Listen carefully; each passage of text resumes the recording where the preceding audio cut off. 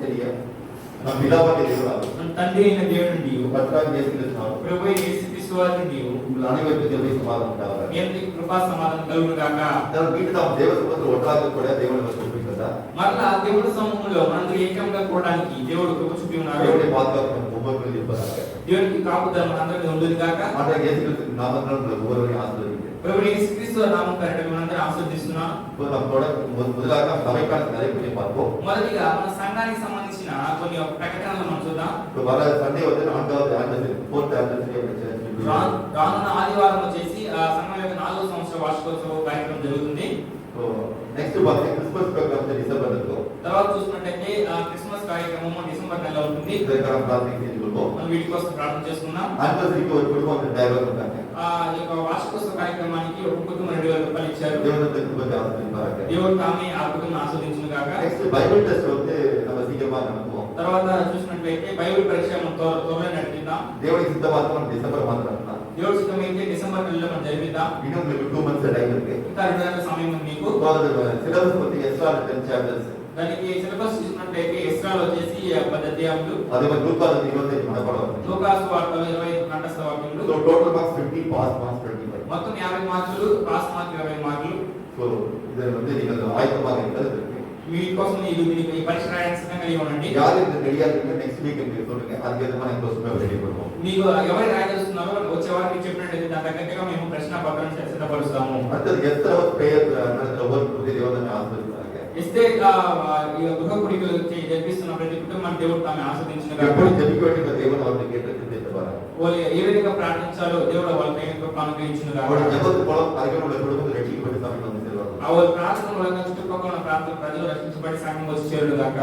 ఆమేన్. அடுத்ததாக நம்ம தேசத்திற்காக ஜெபிக்க போகிறோம். తర్వాత దేశం కోసం ప్రార్థించబోతున్నాం. தேசத்தில் சமாதானம் உண்டாயிருக்கும் போது நமக்கு சமாதானம் உண்டாயிருக்கும் என்று தேவன் சொல்கிறார். దేశంలో సమాధానంగా ఉన్నప్పుడు వచ్చేసి మనకు సమాధానం ఉంటామని దేవుడు చెప్తున్నారు. அவருடைய இந்த சபை வந்து ஒரு ஜெபவீடு என்று தேவன் சொல்கிறார். ఆయన సంఘము ఒక ప్రార్థన ఇల్లు అని చెప్పబడుతుంది. எனவே நாம் அதிகமாக பிரார்த்தனை செய்ய வேண்டிய தேவனுக்கு பிரியமாக இருக்கிறது. అత్యధికంగా ప్రార్థించడము దేవునికి ప్రియమైనది. எனவே நம்ம தேசத்திற்காக ஊழியர்களுக்காக நம்முடைய குடும்பத்திற்காக நாம் சுருக்கமாக அங்கிருந்து మన దేశం కోసం, సేవకుల కోసం, మన కుటుంబాల కోసం, మన పరిచర్య కోసం మనం చిన్నగా ప్రార్థన చేయబోతున్నాము.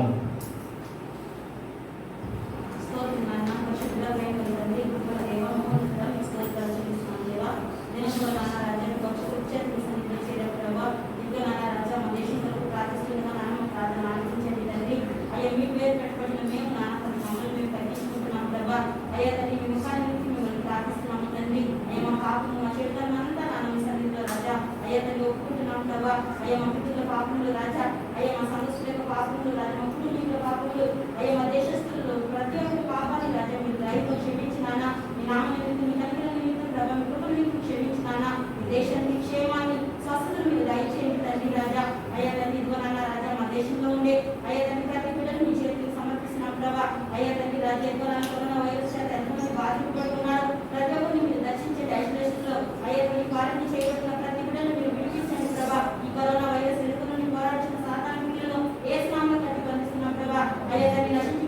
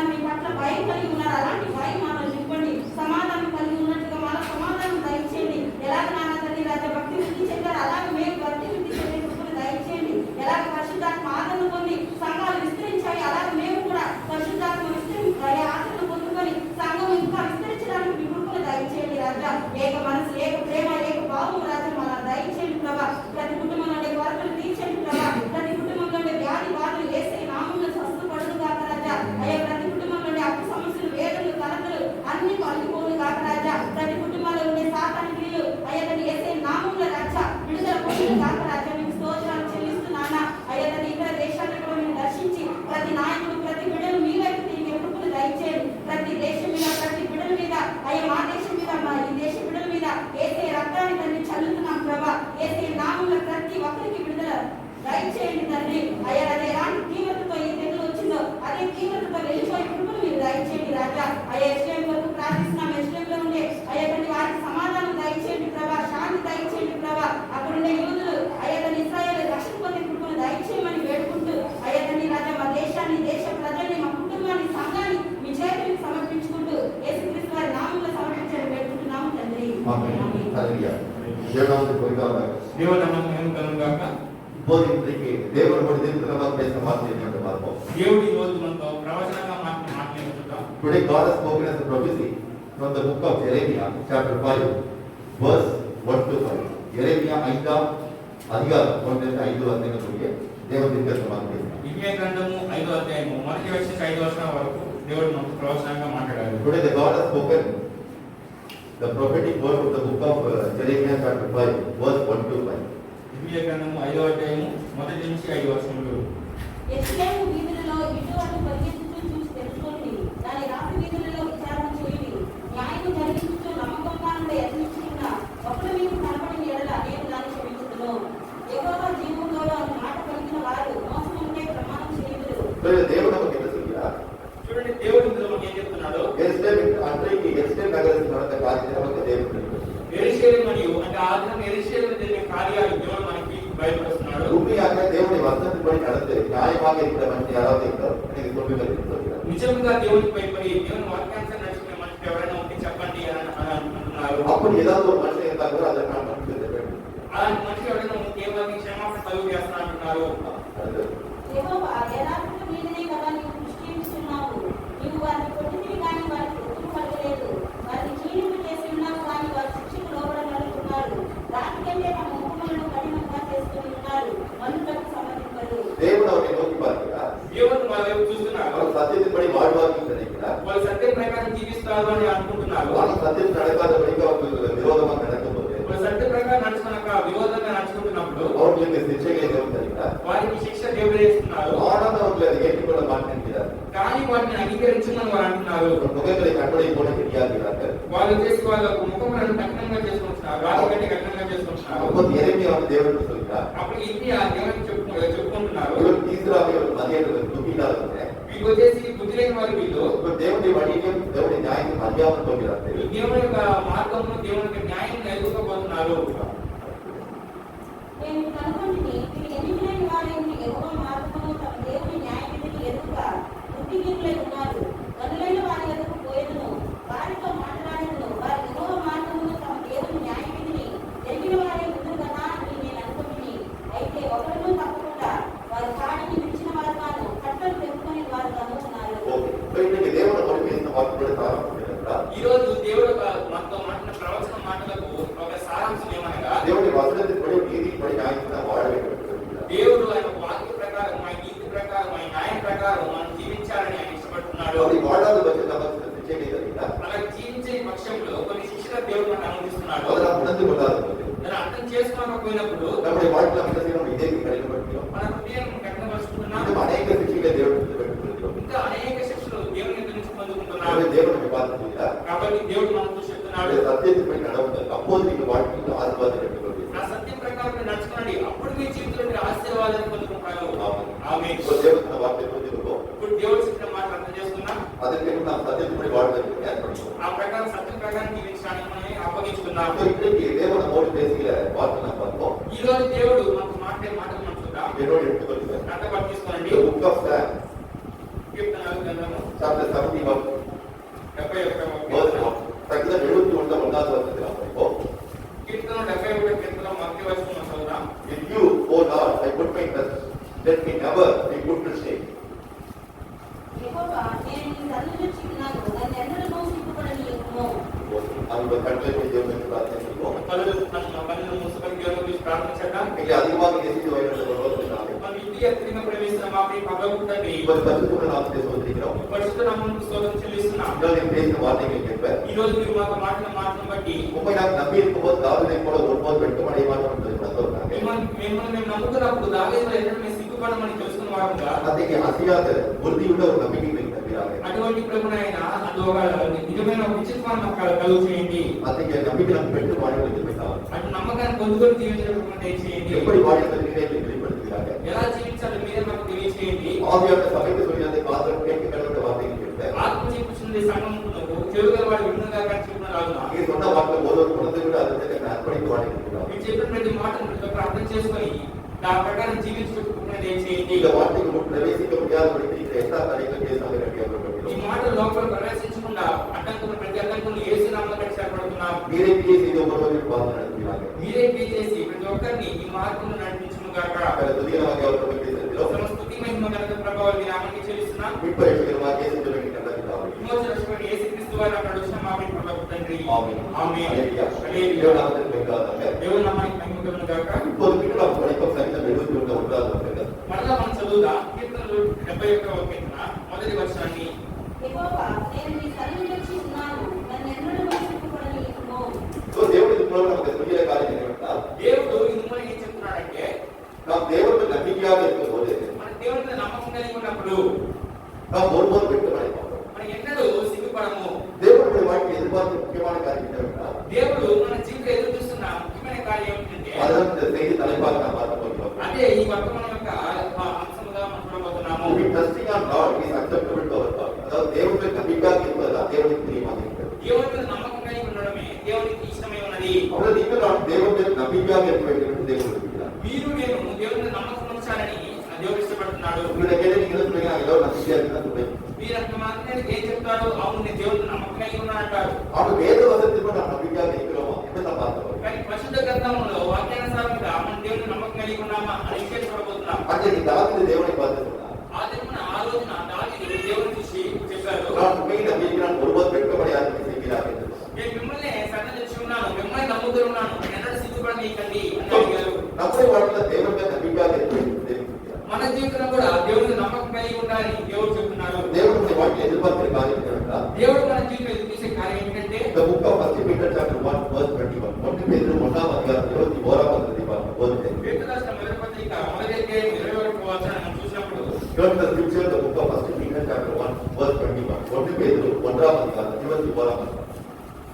உங்கள் விசுவாச நம்பிக்கையும் தேவனில் இருக்கும்படி தேவன் இயேசுவை மருத்துவத்தை எழுப்பி அவருக்கு மகிமையை கொடுத்தார். కాగా మీ విశ్వాసము నిరీక్షణ దేవుని యందు ఉంచబడి ఉన్నది. తను మృతుల నుండి లేపిన ஓகே நான் சொல்றது அப்படியே தான் சொல்றேன். నేను చెప్తున్న అలాగే ప్రార్థన చేయండి. அதாவது தேவன் வந்து என்ன நம்முடைய வாழ்க்கையில் செய்ய வருகிறார் என்றால் దేవుడు మన జీవితంలో ఏం నిర్మించబడుతున్నాడంటే தேவன் நம்முடைய ஒரே குமாரனாகிய இயேசுவை மருத்துவத்தை உயிரோடு எழுப்பியதன் மூலமாக దేవుడు ఎంతగా కుమారుడు యేసుక్రీస్తు వారిని మృతుల నుండి లేపిన కారణం మూలంగా அவருடைய நம்பிக்கை விசுவாசமும் அவர்கள் இருக்க வேண்டும்.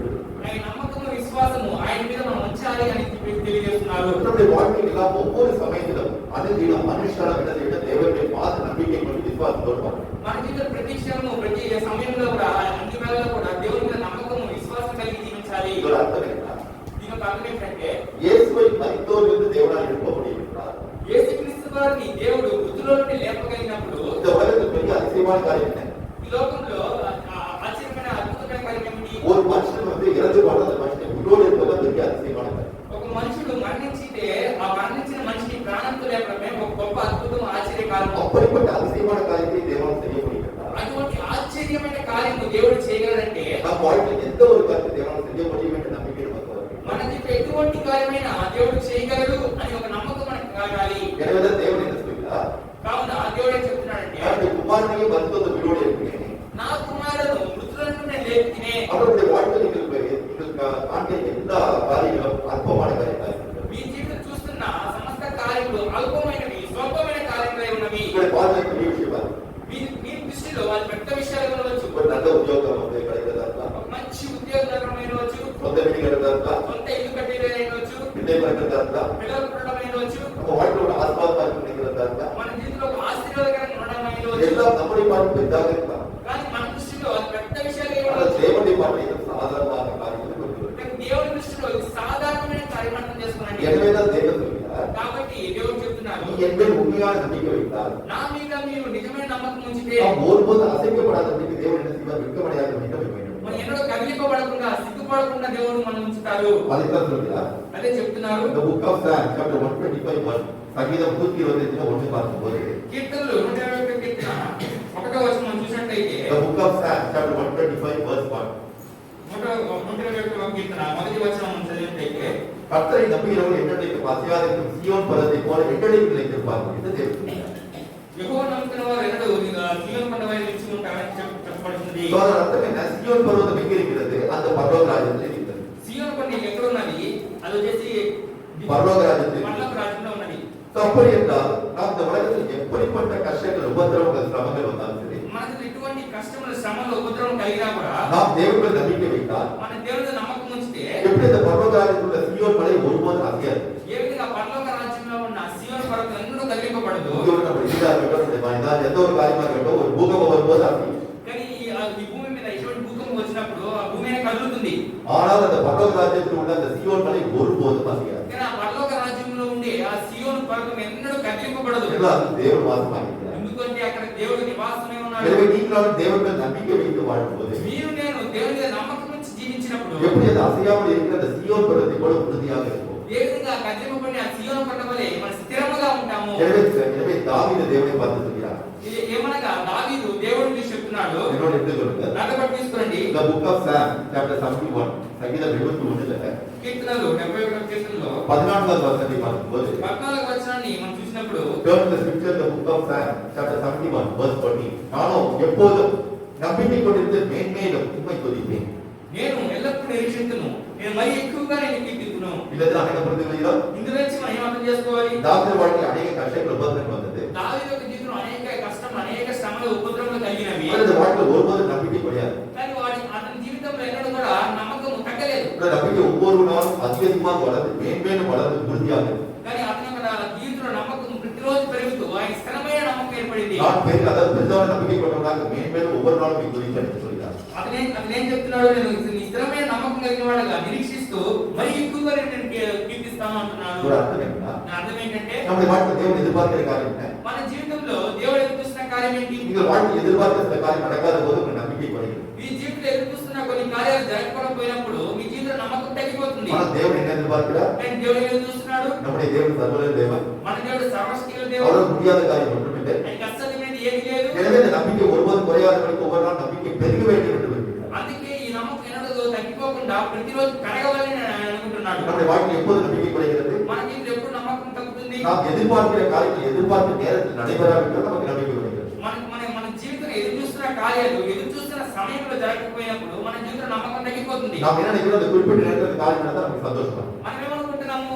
తగిన సమయంలో అంటే మనం నిర్దేశించిన సమయం జరిగిపోవాలనుకుంటాము. ஆனால் தேவன் எல்லாவற்றுக்கும் ஒரு காரியத்தை ஒரு நேரத்தை வைத்திருக்கிறார். కానీ దేవుడు ప్రతి దానికి ఒక కార్యంలో ఒక సమయాన్ని ఉంచున్నాడు. அந்த நேரத்தில் தேவன் அதை தருகிறார். ఆ సమయంలోనే దేవుడు అది ఇస్తున్నాడు. எனவே அந்த நேரத்தில் நாம் அதை பெற்றுக்கொள்வதற்காக காத்திருக்க வேண்டியது அவசியமாக కానీ இருக்கிறது. ఆ సమయంలో ఆ విషయాన్ని పొందుకోవడానికి మనం వేచి ఉండాలి. So, அந்த நேரம் நமக்கு தாமதமாக இருக்கும்போது ఆ సమయం మనకు ఆలస్యంగా ఉన్నప్పుడు நம்முடைய மனதில் விசுவாசம் வருகிறது, మన మనసులో విశ్వాసం తగ్గిపోతుంది. தேவனுடைய நம்பிக்கை படுகிறது. దేవుని నమ్మకం తగ్గిపోతుంది. இப்போது நாம் தேவனை பார்த்து என்ன சொல்ல வேண்டும்? ఇప్పుడు మనం దేవుని చూసి ఏం చెప్పాలి? எப்படி தாவீது சொன்னாலும் 14ஆம் வசனத்துல ఏ విధంగా దావీదు 14వ వచనం చెప్తున్నాడు. நான் மேன்மேலும் தேவனுடைய நம்பிக்கை கொண்டு அவரை துதிப்பேன் என்று சொல்கிறார். నేను మరి ఎల్లప్పుడూ నేను దేవుని నిరీక్షిస్తాను, ఇంకా ఎక్కువగా నేను కీర్తిస్తాను. நான் எதிர்பார்க்கிற காரியம் உடனே இந்த வாழ்க்கை நடைபெற வேண்டாம். నా జీవితంలో ఎదురు చూస్తున్న కార్యాలు వెంటనే నా జీవితంలో జరగకపోయినప్పటికీ ஒருபோதும் நான் கலங்க மாட்டேன், ఎన్నో నేను కలత చెందను, பயப்பட மாட்டேன். భయపడను. இன்னும் நான் தேவனில் அதிகமாக நம்பிக்கை வைப்பேன். ఇంకా దేవుని అత్యధికంగా నమ్మకాన్ని ఉంచుతాను. நம்பிக்கை வைப்பது மாத்திரமல்ல, அவருடைய நாமத்தை துதித்து மகிமைப்படுத்துவேன். నమ్మకం ఉంచడం మాత్రమే కాదు, ఆయన నామమును స్తుతించి ఆయన నామమును నేను మహిమపరుస్తాను. ஓகே, அப்படின்னா நீங்க என்ன புரிந்து கொள்கிறீர்கள்? అలాగైతే మీరు ఏమర్థం చేసుకోవాలి? நம்முடைய நம்பிக்கை ஒவ்வொரு நாளும் அதிகமாக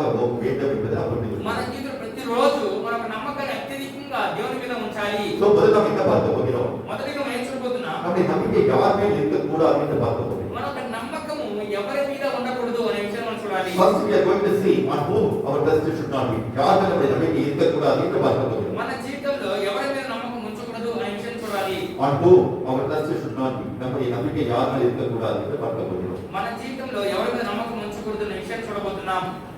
முதலில் யார் மேல் நம்பிக்கை இருக்கக்கூடாது? మొదటిగా ఎవరి మీద నమ్మకం ఉంచకూడదు? We should not have that trust on self-understanding. நம்முடைய சுய புத்தி மேல் நம்பிக்கை இருக்கக்கூடாது. మొదటిగా మన స్వబుద్ధి మీద మనకు నమ్మకం ఉండకూడదు. Not leaning on self-understanding. நம்முடைய சுய புத்தி மேல் என்ன இருக்கக்கூடாது? நமக்கு நம்பிக்கை இருக்கக்கூடாது. మన స్వబుద్ధి మీద మనకు నమ్మకం ఉంచకూడదు. இதோட அர்த்தம் என்னன்னா, దీని యొక్క అర్థం ఏంటంటే நம்முடைய வாழ்க்கையில் சில காரியங்களை எதிர்பார்க்கிறோம். మన జీవితంలో కొన్ని కార్యాలు ఎదురు చూస్తున్నాం. அது நடைபெறாமல் கடைசியில் உடனே சுயபுத்தி என்ன சொல்லுது அது நினைக்கிறோம். అది జరగకపోయినప్పుడు మనం ఏం చేస్తున్నాం? వెంటనే మన సుబుద్ధి ఏమైతే చెప్తుందో ఆ ప్రకారం మనం లోబడుతున్నాం. அதனால சாலமோன் மூலமாக தேவன் நமக்கு சொல்கிறார். దాని మూలంగా సాలొమోను మూలంగా మనం చెప్తున్నారు. The book of Proverbs chapter 3 verse 5. நீதிமொழிகள் 3ஆம் அதிகாரம் 5ஆம் வசனத்தை பார்க்கும்போது సామెతల గ్రంథము 3వ అధ్యాయము 5వ వచనంలో మనం చూసినప్పుడు உன் சுயபுத்தி மேல் சாயாது. Don't lean on your self understanding. ఈ సుబుద్ధిని ఆధారం చేసుకొనక ஆனால் நாம் என்ன செய்ய வேண்டுமா? మనం ఏం చేయాలంటే அது 7வது வசனத்தை நீங்க பார்க்கும்போது 7వ వచనంలో మీరు చూసినప్పుడు உன்னை ஞானி என்று எண்ணாதே, கர்த்தருக்கு பயந்து தீமை விட்டு விலகி என்று சொல்கிறார். నీవు జ్ఞానివి కదా అని అనుకోవద్దు, యెహోవాను భయభక్తులు కలిగి చెడుతనాన్ని విడిచిపెట్టు. அப்ப என்ன அர்த்தம்? అంటే అర్థం ఏంటి? எனக்கு எல்லாம் தெரியும் நினைச்சா நான் ஞானி நினைக்கிறேன். నేను అంతా నాకు తెలుసు అనుకుంటే నేను జ్ఞానిని నేను అనుకుంటాను. அவருடைய புத்தி என்ன சொல்லி அதை நான் நடக்கிறதுக்கு நான் தயார். నా బుద్ధి ఏం చెప్తుందో ఆ ప్రకారం నడుచుకోవడానికి నేను సిద్ధపడతాను. ஆனால் எப்போது எனக்கு ஒண்ணுமே தெரியாத ஆண்டவரே நீங்க சொல்லுங்க அப்படின்னு காத்திருக்கும் போது எனக்கு சுயபுத்தியோடு வாழ்க்கணும். ప్రభువా నాకు ఏమీ తెలియదు ప్రభువా, నువ్వు చెప్పినట్టే నేను చేస్తానని చెప్పేసి దేవుని నమ్ముతున్నప్పుడు మన సుబుద్ధిని ఆధారం చేసుకుంటున్నా నడుచుకుంటున్నాము. அப்படின்னா நாம் என்ன செய்கிறோம்? அநேக நம்முடைய சுயபுத்தியின் படி வாழ்க்கிறோம். కానీ అనేకులు అనేక సందర్భాల్లో ఏం చేస్తున్నాము? మన సుబుద్ధిని ఆధారం చేసుకుని నడుచుకుంటున్నాము. எனவே சுயபுத்தி நடக்கும்போது அந்த வாழ்க்கை அநேக கஷ்டங்களை நாம் வந்து சந்திக்கிறோம். కానీ సుబుద్ధిని ఆధారం చేసుకుని మనం నడిచినప్పుడు మన జీవితంలో అనేక కష్టాలని మనం ఎదుర్కొంటున్నాము. ஒரு உத்தியோகத்தை போறதா இருக்கலாம், ఉద్యోగానికి వెళ్ళినప్పుడు, ஒரு வீடு கட்டுறதா இருக்கலாம், ఇల్లు కట్టేటప్పుడు, ஒரு இடத்துல இன்னொரு இடத்துக்கு நம்ம மாறதா இருக்கலாம், ఒక చోట నుండి ఇంకో చోటకి మారేదైనప్పటికీ, ஒரு விவாகம் நடக்கிறதா இருக்கலாம். ఒక వివాహం இப்படி జరిగేదైనప్పటికీ, வாழ்க்கையில முக்கியமான எல்லா கட்டளை செய்யறோம். நாம் தப்பாக நாம் என்ன செய்யறோம்? சொந்த புத்தி நினைக்கிறோம். మన జీవితంలో ముఖ్యమైన కార్యాలన్నిటిలోనూ మనం ఏం చేస్తున్నాము? తప్పుగా మన సొంత సుబుద్ధిని ఆధారం చేసుకుని నడుచుకుంటున్నాము. ஏன் அப்படி நினைக்கிறோம்? அந்த சொந்த புத்தி நமக்கு நல்லா சரியா காட்டுதே நினைக்கிறோம். మనం ఏమనుకుంటున్నాము? మన సొంత బుద్ధి మన సరైన మార్గం నడిపిస్తుంది అనుకుంటున్నాము. ஒரு நமக்கு உதாரணம் சொல்லிக்கிறேன். ఇంకొక ఉదాహరణ చెప్పి మీకు అర్థమయ్యేలా చేస్తాను. 1974 1974లో యుఎస్ఏలో ట్విన్ టవర్స్ இருந்தது. இப்ப ట్విన్ టవర్స్ உடைஞ்சு போச்சு. ఎందుకంటే యుఎస్ఏ లో ట్విన్ టవర్స్ అనేసి ఒక ఉండేది. ரெண்டு கோபுரம் ఒక రెండు గోపురాలు ఉన్నాయి ఎత్తుగా. அது தீவிரவாதிகள் என்ன செஞ்சாங்க? அந்த பிளேன் போது உடைச்சிட்டாங்க. పోలీసు తీవ్రవాదులు ఏం చేశారంటే ఒక విమానాన్ని పంపించి అక్కడ వచ్చేసి దాన్ని పగలగొట్టేశారు. இப்ப அந்த ரெண்டு ட்வின்ஸ் டவர்ஸ் இடையில கயிறு கட்டி ఆ రెండు ట్విన్ టవర్స్, ఆ రెండు గోపురాల మధ్యన ఒక దారం కట్టి கீழே இருந்து தரையில இருந்து பார்த்தா 300 அடி ஹைட்ல டாப்ல வந்து கட்டி இருந்தாங்க. ஒருத்தர் வந்து பிலிப்பின் ஒரு ஆள் வந்து நடந்தார் கையில இருந்து. కింద నుంచి అంటే 300 అడుగుల ఎత్తులో ఫిలిప్పును వ్యక్తి ఏం చేశారంటే ఈ టవర్ నుంచి అంటే ఈ గోపురం నుంచి ఆ గోపురానికి ఒక పెద్ద దారం కట్టి ఆ దారం మీద నడిచాడు. 300 అడి யோசிச்சு பாருங்க. ఆలోచించండి, 300 అడుగులు అంటే இது பாருங்க, இது ஒரு 10 அடி. ఇది ఒక 10 అడుగులు. அப்ப ஒரு மாடி வந்து 10 அடி. చూడండి, ఒక్క అంతస్తు 10 అడుగులు. அப்ப 30 மாடி யோசிச்சு பாருங்க. చూడండి, 30 అంతస్తులు అర్థం చేసుకోండి. அதுக்கு மேல வந்து ரோப்ல வந்து நடந்து வந்து என்ன செஞ்சாங்க? ரெக்கார்ட் பண்ணாங்க. దాని మీద చేశాడు, దాని త్రాడు నడుచుకుంటూ వస్తూ ఒక రికార్డ్ గా సృష్టించాడు. அதுக்கப்புறம் அந்த ரெக்கார்ட் முடிச்சதுக்கு அப்புறம் நெக்స్ట్ அடுத்த ரெக்கார்ட் பண்ணதுக்கு ఒక మనసు வந்துச்சு. అదే ఆ రికార్డు అతను బద్దలు కొట్టిన తర్వాత ఇంకో రికార్డు నేను బద్దలు కొట్టడానికి ఇష్టపడుతున్నాడు. ஏன்னா வந்து ஒரு ரெக்கார்ட் பண்ணான்னு செய்வாங்க. அந்த ரெக்கார்ட் உடைக்கிறது இன்னொரு பின்னாடி வரும். ఎందుకంటే ఒక రికార్డు చేసి బద్దలు కొట్టినప్పుడు ఆ ఇంకొకడు వచ్చి ఆ రికార్డు బద్దలు కొట్టడానికి ఇష్టపడతాడు. ఎవరైతే ரெக்கார்டை ஒருத்தரும் பிரேக் பண்ணக்கூடாது, அதோட பெரிய ரெக்கார்ட் பண்ணதுக்கு ட்ரை பண்ணுவாங்க. అదేం చేస్తారు వాళ్ళు? ఆ రికార్డు ఎవరు బద్దలు కొట్టకూడదని ఇంకో రికార్డు సృష్టించడానికి వాళ్ళు ప్రయత్నిస్తారు. இப்ப என்ன செஞ்சாங்க? 10 அடிக்கு மேல ஜஸ்ட் கீழே ஜமீன்ல பூமியில 10 அடிக்கு மேல கையில கட்டி కింద భూమి నుంచి 10 అడుగుల పై దారం కట్టి ஒரு 10 கிலோமீட்டருக்கு வந்து ரோப்ல வந்து வாக் பண்றது, கையில வாக் பண்ணிட்டு ప్రాక్టీస్ பண்ணாங்க. ఎందుకంటే ఒక 10 కిలోమీటర్లు వచ్చేసి అతను చేసి ఆ దారం నడవడానికి ప్రాక్టీస్ చేశాడు. ప్రాక్టీస్ பண்ணி அதுக்கப்புறம் எங்க ரெக்கார்ட் பண்ணணும் பண்ணாங்க. తర్వాత ఎక్కడ రికార్డు చేయాలనుకున్నా అక్కడ రికార్డ్ చేశాడు. ஜஸ்ட் ஒரு 100 அடி போனதுக்கு அப்புறம் తర్వాత 100 అడుగులు వెళ్ళిన తర్వాత வேற கீழே வந்தார். పైనుంచి కింద పడిపోయాడు. அப்ப அவனால அவன் நம்ப நான் கீழே வந்தேன் அப்படி தன்னை அடிச்சிட்டான். నేను పడిపోయాను అని చెప్పేసి వాడే కొట్టుకున్నాడు. நான் அவ்வளவு பெரிய ட்வின் டவர்ஸ் அவ்வளவு போய் அவன் பெரிய ரெக்கார்ட் பண்ணேன். నేను అంత పెద్ద 300 అంతస్తులకి పైకి నేను రికార్డ్ చేశానే. இப்ப ஜஸ்ட் ஒரு 10 அடி மேல கீழே வந்து ఇక్కడ 10 అడుగులు పైనుంచి కింద పడిపోయానే. அப்படி நினைச்ச தன்னை வந்து ரொம்ப தனக்குள்ளே சோகமாய் వాడనే దుఃఖపడ్డాడు. இதெல்லாம் என்ன தெரியுங்களா? ఇందులో నేను ఏ ఆలోచన చేస్తాను? அவன் தன்னுடைய பலத்து மூலமா தன்னுடைய சாமர்த்திய மூலமா செய்யணும்னு நினைச்சு சுய புத்தி பண்ணி நடக்கும்போது வாழ்க்கையில கஷ்டத்தை వాడు తన సొంత బలం మూలంగా తన సొంత బుద్ధిని ఆలోచన చేసి నడుచుకోవాలనుకున్నప్పుడు వాడి జీవిత కష్టాన్ని ఎదుర్కొన్నాడు. நம்முடைய வாழ்க்கை சொந்த புத்தி நாம் எப்போது நினைக்கிறோமோ அந்த வாழ்க்கை கஷ்டத்தை அனுபவிக்கும். మన జీవితంలో ఎప్పుడు సుబుద్ధిని ఆలోచన చేసుకుని నడుచుకుంటామో అప్పుడు కష్టాన్ని ఎదుర్కొనవలసి ఉంటుంది. ஒரு உதாரணத்தை பார்ப்போம். ఉదాహరణ చూద్దాం. என்னோட எடுத்துக்கொள்ளுங்க இந்த book of first Kings chapter 1 verse 5. ஒன்று ராஜாக்கள் 1ஆம் அதிகாரம் 5ஆம் வசனத்தை பார்க்கும்போது మొదటి రాజుల గ్రంథము మొదటి అధ్యాయం 5వ వచనం చూసినప్పుడు இதுல அதோனியாங்கிற ஒரு பையன் வந்து யாருக்கு இருந்தா? தாவீது இருந்தா. అదోనియా అనేసి ఒక కుమారుడు దావీదు ఉండేవాడు. அவன் என்ன செஞ்சா? தாவீது உயிரோட இருக்கும்போது தான் ராஜாவாக நினைச்சான். ఆ దావీదు ప్రాణంతో ఉన్నప్పుడు అతను రాజు అనుకున్నాడు. படிப்போம் 5-6 வசனத்தை படிப்போம். 5-6 వచనం చదువుతున్నాం. The book of First Kings chapter 1 verse 5. ஒன்று ராஜாக்கள் 1ஆம் அதிகாரம் 5ஆம் வசனம். అగ్గిపు కుమారుడైన ఆదోనియా గర్జించిన వాడై నేనే రాసినందునని అనుకొని రథములను పురప్రౌతులను తనకు ముందుగా పరిగెత్తుటకు 50 మంది మనుషులను ఏర్పరచుకొనెను. So என்ன செஞ்சா தேவனுடைய சித்தம் என்னங்கிறது வந்து தெரிஞ்சு கொடுத்த. ఇతడు దేవుని చిత్తం ఏమిటో ఇది తెలుసుకోవడానికి ఇష్టపడలేదు. அவன் தீயவன் என்ன செஞ்சா தன் ராஜாவை நினைச்சு செஞ்சா தனக்கு முன்னாடி ஒரு 50 பேர் தன் ராஜாவை வந்து ஜாலரா கொடுத்து காலத்துக்கு உருவாங்க. అతను ఏం చేశాడు, తనకు ముందుగా ఒక 50 మంది తన రాజుగా చెప్పడానికి 50 మంది సిద్ధపరుచుకున్నాడు. அவன் ராஜாவரத்துக்கு ட்ரை பண்ணும்போது అతను రాజుడానికి అతను ప్రయత్నించినప్పుడు பின்னாடி நீங்க பார்க்கும்போது படிக்கா మీ వెనకాల చదువుకుంటూ వస్తే మీకు అర్థమవుతుంది. దేవుడు సాలొమోని தெரிந்து கொண்டார். தாவீதுக்கு பிறகு சாலொமோனை வந்து ராஜாவாக దేవుడు సాలొమోను తెలుసుకున్నాడు. దావీదు తర్వాత సాలొమోను రాజుగా ఏర్పరచుకున్నాడు. அல்லது அதோனியா தான் ராஜாவாக வந்ததற்கு தன்னுடைய சுயபுத்தி பணி வந்து முயற்சி செய்தபோது కానీ అదోనియా తన సొంత బుద్ధిని ఆలోచన చేసుకుంటాను రాజు అవ్వాలనుకున్నప్పుడు அவனுடைய முடிவு என்ன ஆச்சு? மரணமாக அவன் வந்து இறந்து போனவன் வந்து என்ன செய்தார்கள் கொன்றார்கள். అతని ముగింపు ఏమైపోయింది? మరణమైంది. అతన్ని చంపివేశారు. எனவே நம்முடைய வாழ்க்கை நாம் என்ன செய்ய வேண்டும்? మన జీవితంలో మనం ఏం చేయాలి? நாம் ஒருபோதும் நம்முடைய சுயபுத்தி படி வாழக்கூடாது. మనం ఎన్నడూ మన స్వబుద్ధిని ఆలోచన చేసుకుని నడుచుకోకూడదు. அதைத்தான் சாலமோன் சொல்கிறார். ఆ విషయాన్ని సాలొమోను చెప్తున్నాడు. The book of Proverbs chapter 16 verse 25. நீதிமொழிகள் 16ஆம் அதிகாரம் 25ஆம் வசனம். సామెతల గ్రంథము 16వ అధ్యాయము 25వ వచనము. The book of Proverbs chapter 16 verse 25. நீதிமொழிகள் 16ஆம் அதிகாரம் 25ஆம் வசனம். ఒకని మార్గము వారి దృష్టికి యథార్థంగా కనబడును. So ஒருவனுக்கு அவனுடைய வழிகள் பார்த்தா அவன் செய்கிற ஒவ்வொரு காரியம் ரொம்ப அழகா இருக்கும், சூப்பரா இருக்கும். அவனுக்கு எந்த ஒரு தப்பு தெரியாது. ఒకడు అతని మార్గంలోకి అతనికి అందంగా కనిపిస్తుంది. అతనికి ఏ తప్పు కనిపించదు. అది కరెక్ట్గా వెళ్తున్నాడు, సరిగా వెళ్తున్నాడు అనుకుంటాడు. అయినను తుదకు అది మరణమునకు చేరును. ஆனால் இந்த முடிவு எப்படி இருக்கும்? மரணமாக நரகத்தை நோக்கி அழைக்கும். కానీ తుదకు అది ఏమవుతుంది? అది మరణానికి తీసుకెళ్తుంది. So நம்முடைய வாழ்க்கை நாம் என்ன செய்வது? முதல் காரணம் என்ன பார்த்தோம்? మొదటిగా మనం ఏం చూసాము? நாம் ஒருபோதும் இந்த சுயபுத்தி படி வாழக்கூடாது. మనం ఎన్నడూ మన స్వబుద్ధిని ఆధారం చేసుకొని నడుచుకోకూడదు. இரண்டாவது காரியம் பார்ப்போம். రెండో కార్యం చూద్దాం. We should not trust on the man. நாம் வந்து எந்த ஒரு மனுஷன் மேல் நம்பிக்கை கொள்ளக்கூடாது. మనం ఏ మనిషి మీద నమ్మకం ఉంచకూడదు. எந்த ஒரு மனுஷன் மேல் நம்பிக்கை வைத்து இவன் எனக்கு செய்வான்னு நம்ம நினைக்கக்கூடாது. ఈతను నాకు చేస్తాడు అనుకోకూడదు. Not trusting on man. என்னோட எடுத்துக்கொள்ளுங்க. అర్థపట్టి తీసుకోండి. எரேமியா chapter 17 verse 5. எரேமியா 17ஆம் அதிகாரம் 5ஆம் வசனத்தை படிப்போம். ఇర్మియా గ్రంథం 17వ అధ్యాయం 5వ వచనం చదువుకుందాం. The book of Jeremiah chapter 17 verse 5. எரேமியா 17ஆம் அதிகாரம் 5ஆம் வசனம். ఇర్మియా గ్రంథం 17వ అధ్యాయం 5వ వచనము. నరులను ఆశ్రయించి శరీరులను తనకు ఆధారంగా చేసుకొనుచు తన హృదయమును యెహోవా మీద నుండి తొలగించుకుని వాడు శాపగ్రస్తుడు. அப்படி என்றால் தேவனை விட்டு எந்த ஒரு மனுஷனை தன்னுடைய நம்பிக்கை கொண்டு யார் வாழ்கிறானோ దేవుని విడిచిపెట్టి ఏ ఒక్క మనిషినైనా నమ్మకం కలిగి జీవించేవాడు ఏ విధంగా ఉంటాడంటే அவன் தேவனுக்கு முன்பாக சபிக்கப்பட்டான் இருப்பான். అతను దేవుని ఎదుట శాపగ్రస్తుడై ఉంటాడు. ஒரு அர்த்தம் என்ன? దానికి అర్థం ఏంటి? தேவனை நாம் நம்பாதவர்களுக்கு దేవుడు నమ్మకున్నట్లు எந்த ஒரு மனுஷனுடைய காரியத்தை பெரிதாக நினைத்து அதை நம்பி நாம் வாடும்போது நாம் சபிக்கப்பட்டாங்க. మనం ఏ ఒక్క మనిషి చెప్పే కార్యాన్ని గొప్పగా తలుచుకొని ఆ ప్రకారం జీవిస్తున్నప్పుడు మన శాపగ్రస్తులమై ఉంటాము. உதாரணத்துக்கு చూడండి, ఉదాహరణకి ஐசக் வந்து போற கம்பெனி என்ன சொல்றாரு? ஒரு அவரோட மேனேஜர் சொல்றாரு, ప్రైస్కి వెళ్ళి అతను మేనేజర్ చెప్తున్నాడు, கவலைப்படுத்த இன்னொரு கம்பெனி தெரிஞ்ச கம்பெனி இருக்கு, బాధపడబాక నాకు తెలిసిన కంపెనీ ఇంకోటి அந்த கம்பெனி உனக்கு ஜாப் வந்து வாங்கி தரேன், ఆ కంపెనీ జాబ్ తీసిస్తాను, ஸ்டார்டிங் உனக்கு 25,000 salary கிடைக்கும், ప్రారంభంలో 25,000 రూపాయలు జీతం వచ్చేలా నీకు அதுக்கு చేస్తాను, நான் கேரண்டி. అది దానికి గ్యారెంటీ అంటున్నాడు. இவர் சொல்றாரு கட்டாயம் கிடைக்கும் ఇతను చెప్తే కారణాలు ఖచ్చితంగా దొరుకుతుందని. அப்படின்னு அவருக்கு நம்பிக்கை இருக்கும்போது అతని మీద ఆ నమ్మకం వచ్చినప్పుడు அவர் எப்ப நம்ம வந்து ட்ரீட்மெண்ட் சொல்லிட்டு அங்க போறாரோ ఎప్పుడైతే ఆయన ఇంటర్వ్యూగా వెళ్ళమని చెప్తున్నాడో அவருக்கு ஏதாவது பிரச்சனை வந்து இந்த இடத்த விட்டு இங்கே வேற லீவ் போயிடுவார். ఎందుకంటే అక్కడ ఆ సమయంలో ఆయనకి ఏదో సమస్య వచ్చి అక్కడి నుంచి దగ్గరికి వెళ్ళిపోతాడు. நான் சொல்றது புரியுதா உங்களுக்கு? నేను చెప్పేది మీకు అర్థమవుతుందా? எந்த ஒரு மனுஷன நம்பிக்கை கொண்டு அவன் கட்டாயம் செய்வான்னு நினைக்கிறோமோ தேவனுடைய சித்தம் இருந்தாதான் செய்வான், செய்வான் ఏ మనిషిని నమ్ముకొని అంటే அவருக்கு செய்வான். అతను నాకు చేస్తారు అనుకుంటున్నాము, దేవుడి చిత్తమైతే జరుగుతుంది, దేవుడి చిత్తం అయితే జరగదు. நாம் எப்போது மனுஷன் நம்பிக்கை வைக்கிறோமோ தேவன் என்ன செய்வார்? தேவன் நம்மை விட்டு விலகி விடுவார். ఎప్పుడైతే మన మనుషులు నమ్మకం ఉంచుతామో అక్కడ దేవుడు మనం విడిచిపెట్టి వెళ్ళిపోతాడు. முன்னாடி நான் இருந்த ஒரு வீட்டுல இருந்தா அந்த வீட்டுல ஒரு பையன் வந்து வீட்டை படிச்சிருக்கேன்.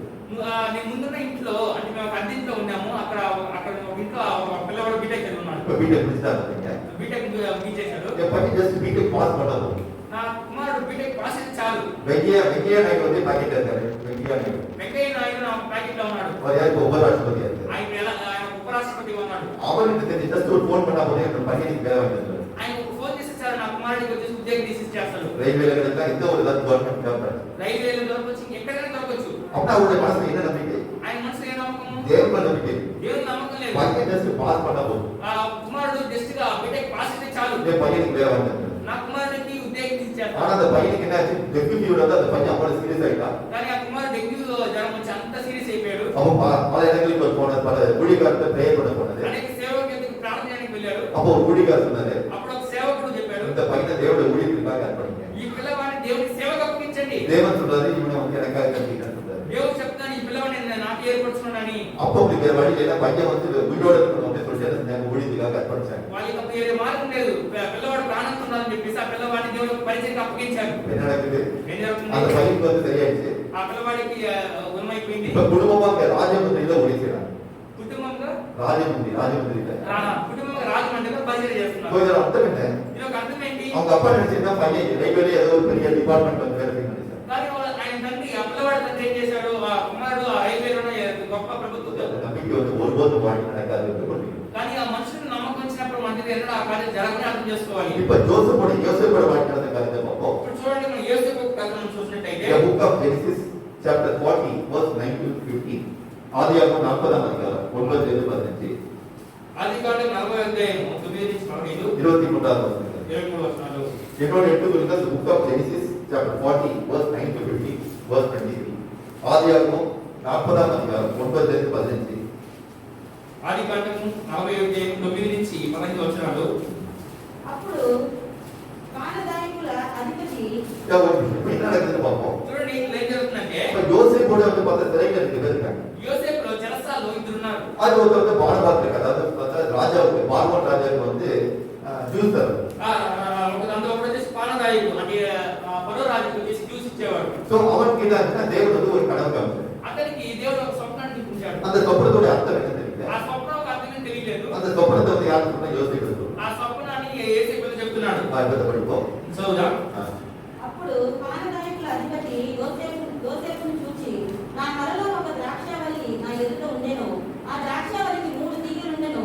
అది చిగురించినట్టు ఉండెను. சோ அவன் என்ன சொல்றான்? தன்னுடைய சொப்பனத்தை பத்தி சொல்றான். తన స్వప్నం చెప్తున్నాడు. அந்த சொப்பனத்தை ஒரு திராட்சை கொடியை பார்த்தேன். నా స్వప్నంలో ద్రాక్షావల్లిని చూశాను. அந்த திராட்சையில 3 கொடி இருந்தது. ఆ ద్రాక్షలో 3 తీగలు ఉన్నాయి. அது பழக்கெல்லாம் பழுத்து பார்த்தா ஜூஸ் குடிக்கிறதுக்கு ஏற்றதா இருந்தது. అది ఆ పండ్లై బాగా పండ్లై జ్యూస్ పెట్టడానికి అది ఫలంలో ఉండేవి.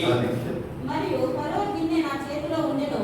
ఆ ద్రాక్ష ఫలములు నేను పట్టుకొని ఫరో గిన్నెలో వాటిని పిండి ఆ గిన్నె ఫరో చేతికి ఇచ్చినని తన కలను అతనితో వివరించి எனவே చెప్పాడు. அடுத்த செஞ்சு அந்த பழத்தை போட்டு ஜூஸ் பண்ணி பால் வந்த ராஜாவோட கையில கொடுத்தாரு. ఆ పండ్లను చేసి నేను జ్యూస్ గా పిండి నేను ఫరో రాజు చేతికి ఇచ్చాను. அப்போ வந்து என்ன சொல்றாங்க? யோசேப்போடைய சொப்பனத்தோட அர்த்தம் சொல்றாங்க. యోసేపు ఆ స్వప్నం అర్థం చెప్తున్నాడు. அந்த 3 கொடியில நடந்த 3 நாட்கள். ఆ 3 తీగలు అంటే 3 దినములు. तो 3 நாளைக்கு பிறகு என்ன செய்வாரு? தேவன் என்ன செய்வாரு? இங்கே வெளியில அழைத்து போவாரு. ఈ 3 దినముల తర్వాత దేవుడు ఇక్కడి నుంచి బయటికి తీసుకెళ్తాడు. அழைத்து போய் திருப்பி அந்த ராஜாவுக்கு எந்த பதவியில இருந்தானோ அந்த பதவியில திருப்பி கொண்டு வந்து வைப்பாரு. అంటే రాజు యొక్క ఏ పదవిలో రాజు ఏ పదవి నీకు ఇచ్చాడు ఆ పదవిలో మాట్లాడి ఉంటావు. அந்த சிறையிலிருந்து விடுதலை ஆகுது. చెరలో నుంచి విడుదలవుతున్నావు. திருப்பி நீ முன்னாடி இருந்த அதே உத்தியோகத்தில் இருப்பாரு. నువ్వు ముందున అదే ఒక ఉద్యోగంలో ఉంటావు. அது மட்டும் இல்லாம யோசிப்போட பார்த்து என்ன சொல்றா? అది మాత్రం కాకుండా యోసేపు ఒక విషయం చెప్తున్నాడు. 14 படிப்போம். 14 చూద్దాం. కాబట్టి నీకు క్షేమం కలిగినప్పుడు నన్ను జ్ఞాపకము చేసుకొని నా యందు కరుణించి ఫరోతో నన్ను గురించి మాట్లాడి ఈ ఇంటిలో నుండి నన్ను బయటికి రప్పించుము. ఏలయనగా నేను ఎబ్రీయుల దేశముల నుండి దొంగిలింపబడితిని, అది నిశ్చయము. మరియు ఈ చెరసాలలో నన్ను వెంటనే ఇక్కడ సహా నేనేమీ చేయలేదని అతనితో చెప్పెను. இப்ப யோசிப்பு என்ன செய்யறான்? యోసేపు ఏం చేస్తున్నాడు? சொப்பனத்தோட அர்த்தத்தை சொல்லுங்க. స్వప్నం యొక్క అర్థం చెప్పిన తర్వాత நான் எந்த ஒரு தப்பான காரியம் செய்யல. నేను ఏ తప్పుడు కార్యం చేయలేదు. ஆனா அந்த வந்து பார்த்த குற்றமே இல்லாம அந்த பாவம் செய்யாம வந்தேன். నేను పాపమే చేయకుండా నేరమే చేయకుండా ఈ చోటుకు వచ్చేసాను. நீ வந்து வாழ்வடைந்த அதாவது பார்வோனுடைய சம்பந்தத்தை வந்து போய் சேரும்போது ఫరో యొక్క సమూహంలో పోయి చేరినప్పుడు என்ன மறந்துடாத, నువ్వు మర్చిపోవక ஞாபகப்படுத்தி எனக்கு எது வெளில கொண்டு போகும். నువ్వు జ్ఞాపకం చేసుకుని ఎక్కడి నుంచి బయటికి తీసుకెళ్ళు. சொல்றது புரியுதா? నేను చెప్పింది నీకు అర్థమవుతుందా? யோசேப்பு என்ன செய்யறான்? அந்த பானபாத்திரக்காரர்கள் நம்பிக்கை வைக்கிறான். యోసేపు ఏం చేస్తున్నాడు? ఆ పానదాయకుడి మీద నమ్మకాన్ని இப்ப ఉంచుతున్నాడు. தேவன் என்ன செய்யறாரு? దేవుడు ఏం చేస్తున్నాడు? 23வது வசனத்தை படிப்போம். 23వ వచనం మనం చదువుతున్నాం. అయితే కానదాయకుల అధిపతి యోసేపును జ్ఞాపకం చేసుకొనక అతని మర్చిపోయెను. ஓகே, தேவன் என்ன செய்தார்? மறந்து போக வைத்தார். దేవుడు ఏం చేశాడు? అతను మరిచిపోయేలాగా చేశాడు. ஆனா அதே பானபாத்திரக்குள்ள மூலமாக மீண்டும் பார்வோன் ராஜாக்கு ஞாபகம் வந்தாரு. కానీ అదే పానదాయకుడు మూలంగా ఫరో రాజుకి జ్ఞాపకం వచ్చేలా చేశాడు. எப்ப ஞாபகம்? 2 வருஷம் போனதுக்கு அப்புறம். ఎప్పుడు జ్ఞాపకం చేసి తీసుకొస్తున్నాడు? 2 సంవత్సరాల తర్వాత. இதில் நாம் என்ன தெரிந்து கொள்கிறோம்? ఇందులో నుంచి మనం ఏం తెలుసుకోవాలి? நாம் தேவனை விட்டு எந்த ஒரு மனுஷன் நம்பிக்கை வைத்து இவன் எனக்கு செய்வான் என்று நாம் வாழும்போது మన దేవుని మీద మాత్రం దేవుని మీద కాకుండా ఏ ఒక మనిషి మీద నమ్మకం ఉంచి ఇతరులు నాకు చేస్తాడు అనుకున్నప్పుడు தேவன் என்ன செய்வார்? அங்கே நம்மை விட்டு விலகி விடுவார். దేవుడు అక్కడ మనం విడిచిపెట్టి நாம் వెళ్ళిపోతాడు. வெட்கப்படும்படியான காரியம் మన வாழ்க்கை సిగ్గుపడే విధమైన కార్యాలు జరుగుతాయి. పోరాడి సో நம்முடைய அதாவது யோசேப்பு வாழ்க்கை மூலமா நாம் புரிந்து கொள்ள வேண்டிய காரியம் என்ன? మన యోసేపు జీవితం మూలంగా మనం తెలుసుకోవాల్సిన కార్యం ఏమిటి? எந்த ஒரு மனுஷனும் அப்படி நம்பிக்கை வைக்கக்கூடாது. ఏ ఒక్క మనిషి మీద నమ్మకం ఉంచకూడదు. ஆனா தேவன் அந்த மனுஷன் மூலமா தான் நமக்கு உதவி செய்வார். దేవుడు ఆ మనిషి మూలంగానే మనకు సహాయం చేస్తాడు. இப்ப இந்த உலகத்துல நமக்கு ஏதோ ஒரு காரியம் நடக்குன்னு வச்சுக்கோங்க. ఈ లోకంలో ఏదో ఒక కార్యం జరగాలనుకోండి. இப்ப நீங்க எம்ஆர்ஓ ஆபீஸ்க்கு போறீங்க. ఇప్పుడు ఎంఆర్ ఆఫీస్కి వెళ్తున్నారు. அங்க ஒரு சர்டிபிகேட் வேணும். அங்க உள்ள ஒரு மனுஷன் மூலமா தான் உங்களுக்கு கிடைக்கும். అక్కడ సర్టిఫికేట్ కావాలనుకుంటే అక్కడ ఒక మనిషి మూలంగానే మీకు కావాలి. ஆனா இவங்களுக்கு செய்ய மாட்டேன், அவங்க நம்பிக்கை வைக்காது. వీడు నాకు చేస్తాడు, ఇతను నాకు చేస్తాడని అతను నమ్మకం ఉంచకండి. தேவன் நோக்கி பிரார்த்தனை பண்ணுங்க. దేవుడికి ప్రార్థించండి. ஆண்டவரே இந்த மனுஷன் வந்து எனக்கு சர்டிபிகேட் தராங்க, நீதான் அந்த மனுஷனுக்கு கிரியை செய்யுங்க. ప్రభువా ఈ మనుషుడు నా సర్టిఫికేట్ ఇచ్చేలాగా మీరే అతని హృదయానికి చేయండి. நான் ரொம்ப நம்பி இருக்கேன், நீதே அவனோட மனசுல வந்து கிரியை செஞ்சு இந்த சர்டிபிகேட் கொடுக்கலாம். ప్రభువా మిమ్మల్ని నమ్ముకుని ఉన్నాను, మీరే అతని హృదయానికి సర్టిఫికేట్ వచ్చేలా చేయండి. நம்ம என்ன செய்யணும்? தேவன் நம்பிக்கை வைத்து தேவன் மூலமாக அவனுக்கு அந்த வேலையை வந்து வாங்கி మనం దేవుడికి నమ్మకం ఉంచి దేవుడి మూలంగా అతని దగ్గర మనకు కావాల్సిన కార్యాలు తీసుకుంటున్నాం. நான் சொல்றது புரியுதா? నేను చెప్పేది అర్థమవుతుందా? அதே மனுஷன் தான் உங்களுக்கு எல்லா காரியம் செய்வார். ఆ మనుషుడే మీకు అన్ని కార్యాలు చేస్తాడు. ஆனா அந்த மனுஷன் நீ நேரடியாக நம்பிக்கை வைக்கும்போது தேவன் அந்த இடத்தை வந்து உங்களை வெட்கப்படுத்தி விடுவார். మీరు నేరుగా ఆ మనిషి నమ్ముకున్నప్పుడు దేవుడు మీకు సిగ్గుపడేలా చేస్తాడు. ஆனா தேவன் நம்பிக்கை வைத்து அந்த மனுஷனை நீங்கள் வந்து போய் பார்க்கும்போது మీరు దేవుడిని నమ్మకం ఉంచి ఆ మనిషి మీద వెళ్ళి చూసినప్పుడు தேவன் அன்று உங்களோடு கூட இருந்து உங்களோட காரியத்தை வாங்கி దేవుడు ఆ రోజు మీ తోడే ఉండి దేవుడు ఆ కార్యం జరిగిస్తాడు. மூன்றாவது நம்ம எதுவுமே நம்ம நம்பிக்கை வைக்கக்கூடாது. మూడో కార్యం వేటికి మనం నమ్మకం ఉంచకూడదు. Not trusting on the world. இந்த உலகத்திற்குரிய காரியத்தை நம்பிக்கை வைக்கக்கூடாது. ఈ లోక సంబంధమైన కార్యాల మీద నమ్మకం ఉంచకూడదు. இந்த உலகத்தில் எந்தெந்த காரியத்துக்கு நாம் நம்பிக்கை வைக்கிறோம்? ఈ లోకంలో ఏ కార్యం మీద నమ్మకం ఉంచుతున్నాము? இந்த உலகத்தில் நம்ம இருக்கிற ஆஸ்தி இருக்கலாம், ஐஸ்வர்யம் இருக்கலாம், ఈ లోకంలో మనకు ఆస్తి ఉండొచ్చు, అంతస్తు ఉండొచ్చు, ఐశ్వర్యం ఉండొచ్చు, அதெல்லாம் நம்பிக்கை வைக்கலாம். వాటికి నమ్మకం ఉండవచ్చు. சோ இதை குறித்து சொல்லப்பட்டிருக்கு. இந்த உலகத்தில் அதாவது நிலையற்ற ஐஸ்வர்யம் என்று சொல்லப்பட்டிருக்கிறது. ఈ లోకంలో అస్థిరమైన ఐశ్వర్యం అని చెప్పబడి ఉన్నది. இதை குறித்து பவுல் என்ன சொல்லிட்டு பார்ப்போம். వీటి గురించి పౌలు గారు ఏం చెప్తున్నారో చూద్దాం. The book of 1 Timothy chapter 6 verse The book of 1 Timothy chapter 6 verse 17. 1 Timothy 6 அதிகாரம் 17. తిమోతికి రాసిన మొదటి పత్రిక 6వ అధ్యాయం 17వ వచనం. ఇకముందు ధనవంతులైన వారు గర్విష్ఠులు కాక అస్థిరమైన ధనమునందు నమ్మిక ఇచ్చుక సుఖముగా అనుభవించుటకు సమస్తమును మనకు ధారాళముగా దయచేయి దేవుని యందే నమ్మిక ఉంచుడని ఆజ్ఞాపించుము. So தேவன் நம்மை பார்த்து சொல்கிறார். దేవుడు మనం చూసే చేస్తున్నాడు. இந்த உலகத்தில் தேவன் நமக்கு பணம் தந்திருக்கிறாரா? ఈ లోకంలో దేవుడు మనకి డబ్బులు ఇచ్చినాడా? நினைக்கிறோம் பெரிய ஐஸ்வர்யவான் இல்ல அப்படின்னு. మీరు అనుకోవచ్చు గొప్ప ధనవంతులు కాకపోవచ్చు. நம்மளோட பணம் இருந்தாலும் நம்ம ஐஸ்வர்யவான் நினைச்சோம். ఇప్పుడు మన డబ్బు ఉన్నట్టు మీరు ధనవంతులమే. உங்களுக்கு நாளைக்கு செலவுக்கு பணம் இருக்கா பாக்கெட்ல? రేపు ఖర్చుకి డబ్బు ఉందా మీకు ప్యాకెట్ లో? அப்புறம் நீங்க ஐஸ்வர்யவான். అయితే మీరు ధనవంతులు. அதுக்காக டாடா பிர்லா வந்து தான் ஐஸ்வர்யம் கிடைக்காது. టాటా బిర్లా మాత్రమే ధనవంతులు అనుకోకండి. சோ நீங்க வந்து ஐஸ்வர்யவானாக இருக்கும்போது మీరు ధనవంతులుగా ఉన్నప్పుడు இந்த பணத்தின் மூலமாக காரியம் செய்ய வேண்டியது. మీరు ఈ డబ్బు మూలంగా కార్యం చేస్తారు అనుకోకండి. ஆனா தேவனில் நம்பிக்கை வைத்து కానీ దేవుని మీద నమ్మకం ఉంచి தேவன் எல்லாவற்றையும் எனக்கு செய்வார் என்று நாம் நம்பும்போது దేవుడు సమస్తం నా కోసం చేస్తాడు అని నమ్మకం ఉంచి அப்போதான் தேவன் நமக்கு என்ன செய்ய சகாயம் செய்ய అప్పుడే முடியும். దేవుడు నాకు సహాయం చేయగలడు. இந்த ஐஸ்வர்யத்தை குறித்து தேவன் என்ன செய்கிறார்? ఈ ఐశ్వర్యం గురించి దేవుడు ఏం చెప్తున్నాడు? நிலையற்ற ஐஸ்வர்யம். అస్థిరమైన ధనం ఇది. உங்க கையில எப்ப வேணா ஐஸ்வர்யம் கொடுக்க வேண்டும். మీ చేతిలో ఎప్పుడైనా ఈ ఐశ్వర్యం విడిచిపెట్టి వెళ్ళిపోవచ్చు. தேவனே நம்மை ஐஸ்வர்யம் அடைய செய்கிறவர். దేవుడే మనం ధనవంతులుగా చేయగలడు. தேவனே நம்மை தரித்திரம் அடைய செய்கிறவர். దేవుడే మనం దరిద్రులుగా మార్చుకోడు. எனவே ஐஸ்வர்யம் அடைய செய்கிற தேவன் நம்மை தரித்திரம் அடைய செய்யும். ధనవంతులుగా చేసే దేవుడు మనం దరిద్రులుగా చేయగలడు. அது மட்டுமல்ல நாம் என்ன செய்யலாம்? இந்த உலகத்தில் பல காரியங்கள் மேல் நாம் நம்பிக்கை வைக்கணும். అది మాత్రమే కాకుండా ఈ లోపల అనేక కార్యాలను నమ్మకం ఉంచవచ్చు. நம்முடைய உத்தியோகத்தில் நம்பிக்கை வைக்கலாம். మన ఉద్యోగం నమ్మకం ఉంచవచ్చు. பாருங்க, கொரோனா வைரஸ் மூலமாக எவ்வளவு பேர் உத்தியோகம் போயிடுச்சு. చూడండి ఈ కరోనా వైరస్ మూలంగా ఎంతమందికి ఉద్యోగాలు పోయాయి. அப்படியே இந்த உலகத்தினுடைய பணத்தின் மேலோ ఈ లోపల డబ్బు వెనకనో நம்ம இருக்கிற கோல்டு, நம்ம இருக்கிற ஜுவல்ஸ் மேலோ మన మీద ఒక ఆభరణాలు మళ్ళీ మన దగ్గర ఉండే ఒక గోల్డ్ బంగారం మీదనో இந்த ஆபத்துல கை கொடுக்கணும்னு அது நினைக்கும். எனக்கு ஒரு கஷ்டம் வரும்போது அது நான் வந்து నాకు எனக்கு కష్టం అయి వస్తే అది నాకు ఉపయోగపడుతుంది అనుకుంటేను அது மேல நான் நம்பிக்கை வைக்கக்கூடாது. వాటిని నమ్మకం ఉంచకూడదు. அன்றைக்கு இஸ்ரவேலர்கள் என்ன செய்தார்கள்? అదే ఇశ్రాయేలు ఏం చేశారు? The book of Isaiah chapter 31 verse 1 to 3. ஏசாயா 31ஆம் அதிகாரம் 1 ல இருந்து 3 வசனங்களை பார்ப்போம். ఇశ్రాయేలు గ్రంథం 31 కంటే 1 నుంచి 3 వచనాలు మనం The చదివినట్లయితే book of Isaiah chapter 31 verse 1 to 3. 1 నుంచి 3 వచనాలు. ఇశ్రాయేలు పరిశుద్ధ దేవుని లక్ష్యపెట్టకయు యెహోవా యొక్క విచారింపకయు సహాయము నిమిత్తము ఐగుప్తులకు వెళ్ళుచు గుర్రములను ఆధారము చేసుకొని వారి రథములను విస్తారములనియు రౌతులు బలాఢ్యులనియు వారిని ఆశ్రయించి వారికి శ్రమ. So இங்க தேவன் என்ன செய்கிறார்? చూడండి ఇందులో దేవుడు చెప్తున్నాడు. அந்த இஸ்ரவேலர்கள் என்ன செய்தார்கள்? ఆ రోజున ఇశ్రాయేలు ప్రజలు ఏం చేశారు? அவர்கள் விரோதமாக சத்துருக்கள் வந்தபோது వాళ్ళకి విరోధంగా శత్రువులు వచ్చినప్పుడు தேவனை நம்பாமல் దేవుడు నమ్మకుండా பார்வோனுடைய ராஜ்யத்தில் இருக்கிற ரதம் குதிரைக்கு நம்பிக்கை வைத்தார். ఫరో రాజ్యంలో ఉన్న రథముల పైన గుర్రాల మీద రౌతుల మీద వచ్చి నమ్మకం ఉంచాడు. அவர்கள் நாம் கேட்கும் போது நமக்கு சகாயம் செய்து நம்மை தப்பிப்பார் என்று அவர்கள் நம்பிக்கை வைத்தார். వాళ్ళని అడిగితే వాళ్ళు మనకు సహాయం చేస్తారు, తప్పిస్తారు చెప్తున్నారు. இப்போ என்ன தேவன் என்ன சொல்றார்? ఇప్పుడు దేవుడు ఏం చెప్తున్నాడు? ఆయనను ఆయన బుద్ధిమంతుడుగా ఉన్నాడు. మాట తప్పక దుష్టుల ఇంటి వారి మీదను కీడు చేయవారికి తోడ్పడు వారి మీదను ఆయన లేచును. ఐగుప్తులు మనుషులే కాని దేవుడు కాదు. ఐగుప్తీయులు గుర్రములు మాంసములే కాని ఆత్మ కావు. యెహోవా తన చెయ్యి చాపగా సహాయం చేయువాడు జోగును, సహాయం పొందువాడు పడును.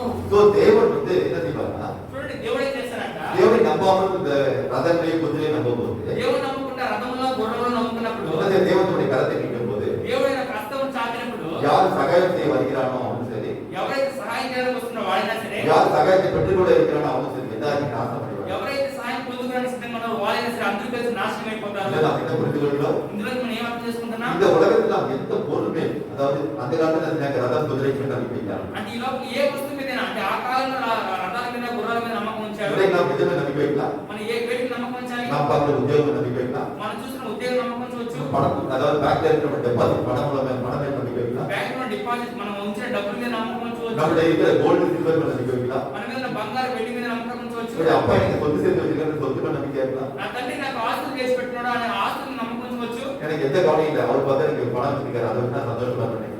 నాకు ఏ బాధ లేదు, ఆయన పెట్టిన ఆస్తుల వల్ల నేను సంతోషంగా ఉన్నాను అనుకోవచ్చు. இப்படி யார் யார் எதுவுமே நம்பிக்கைக்கா வந்திருக்காங்க, ఎవరెవరైతే వేడికి నమ్మకం ఉంచుతున్నారో వాళ్ళకి శ్రమ. அதைத்தான் வந்து தாவீது சொல்லினார். ఆ విషయాన్ని దావీదు చెప్తున్నాడు. என்னோட எடுத்து வருகிறார். ఎలా తీసుకురండి? Psalm 20 సంగీతం 20 కీర్తన 21 కీర్తన, the book of Psalms chapter 20 కీర్తనలో 21 కీర్తన సంగీతం 20 7 8 వచనం படிப்போம். 7 వచనం చదువుకుందాం. the book of Psalms chapter 20 verse 7 and 8.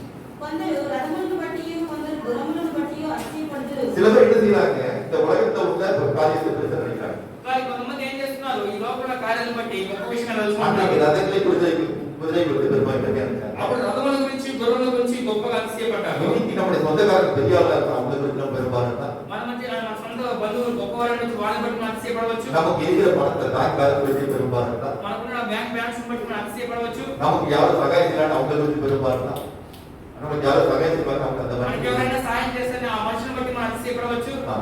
మనమైతే మన దేవుడైన యెహోవా నామమును బట్టి అతిశయపడుదుము.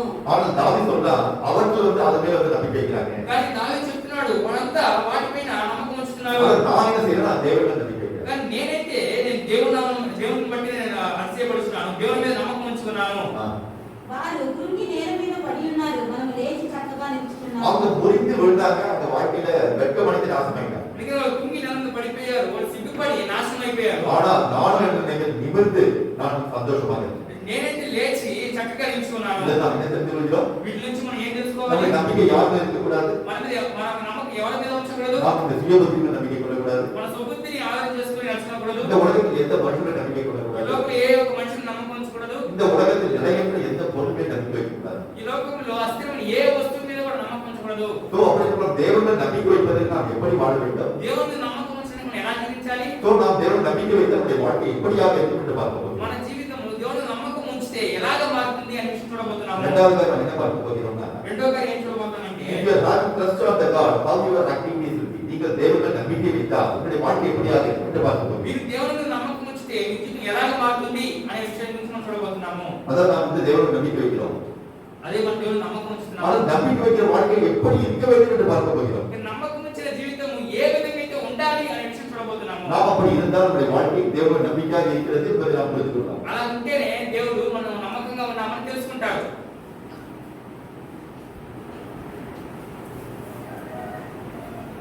இந்த மூன்று காரியத்தை பார்த்து நம்ம முடிக்க போகிறோம். ఇందులో మూడు కార్యాలు చూసి మనం ముగించబోతున్నాం.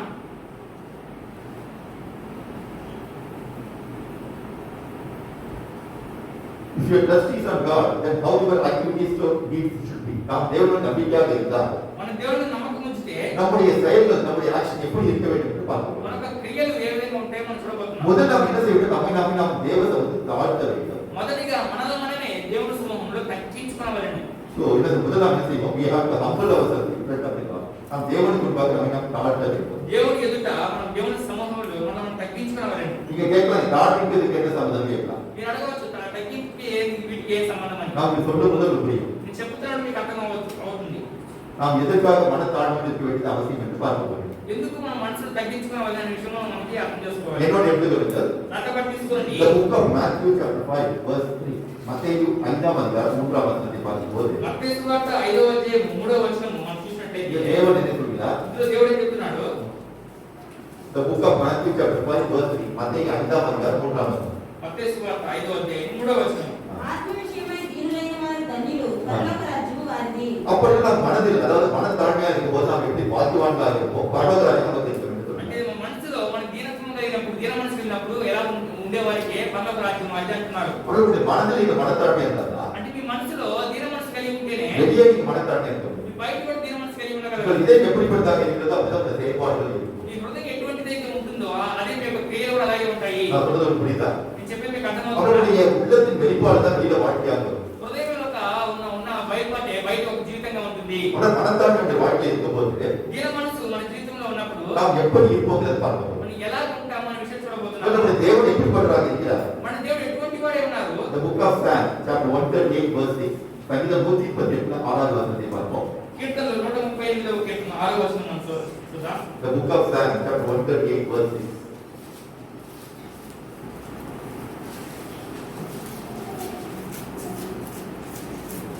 యెహోవా మహోన్నతుడైనను, ఆయన దీనులను లక్ష్యపెట్టును, ఆయన దూరము నుండి గర్విష్ఠులను బాగుగా ఎరుగును. நம்முடைய தேவன் உன்னதமான தேவன். మన దేవుడు మహోన్నతుడైన దేవుడు. வானத்தின் பூமி சகல அதிகாரம் படைத்தது. ఆకాశం భూమిలో సమస్త సర్వాధికారి కలిగిన దేవుడు. அப்படிப்பட்ட உன்னதமான தேவனாக இருந்தாலும் అటువంటి మహోన్నతుడైన దేవుడైనా కూడా அவர் யாரை நோக்கி பார்க்கிறார்? யார் மனத்தாழ்மை இருக்கிறார் அவரை நோக்கி பார்க்கிறார். ఆయన ఎవరైతే ఆయన చూస్తున్నాడు దీన మనసు కలిగిన వారిని చూస్తున్నాడు. அவருடைய வாழ்க்கை பெருமையாக இருக்கும்போது ஒருபோதும் நம்ம பார்க்க மாட்டார். మన జీవితం అతిశయపడినప్పుడు మనం గర్వించినప్పుడు ఎన్నడూ మన ఆయన చూడడు. அப்புறம் என்ன அர்த்தம்? அந்த தேவன் நம்பிக்கையா இருக்கு நான் நினைக்கிறேன். నేను అనుకుంటున్నాను దేవుడు నమ్మకం ఉంచుతున్నానని. ஆனா நான் கர்வத்தோட அகங்காரத்தோட இருப்ப தேவனை பார்க்க மாட்டேன். నీ గర్వంతో అహంకారంతో ఉన్నప్పుడు దేవుడిని చూడడు. அப்படின்னா இந்த மனசுல மனத்தாழ்மை என்ன அர்த்தம்? అంటే దీన మనసు అంటే అర్థం ఏంటి? அதோட அர்த்தம் என்னங்கிறத பார்க்க போறோம். దాని యొక్క అర్థం ఏమిటో మనం The చూడబోతున్నాం. book of 2 Corinthians chapter 3 verse 5. 2 கொரிந்தியர் 3ஆம் அதிகாரம் 5ஆம் வசனத்தை பார்க்கும்போது 2 కొరింథీయులకు రాసిన పత్రిక 3వ అధ్యాయం 5వ వచనం మనం చూసినట్లయితే The book of 2 Corinthians chapter 3 verse 5. 2 కొరింథీయర్ 3ఆம் அதிகாரம் 5ஆம் వచనం. కొరింథీయులకు రాసిన 2వ పత్రిక 3వ అధ్యాయం 5వ వచనం మనం చూసినట్లయితే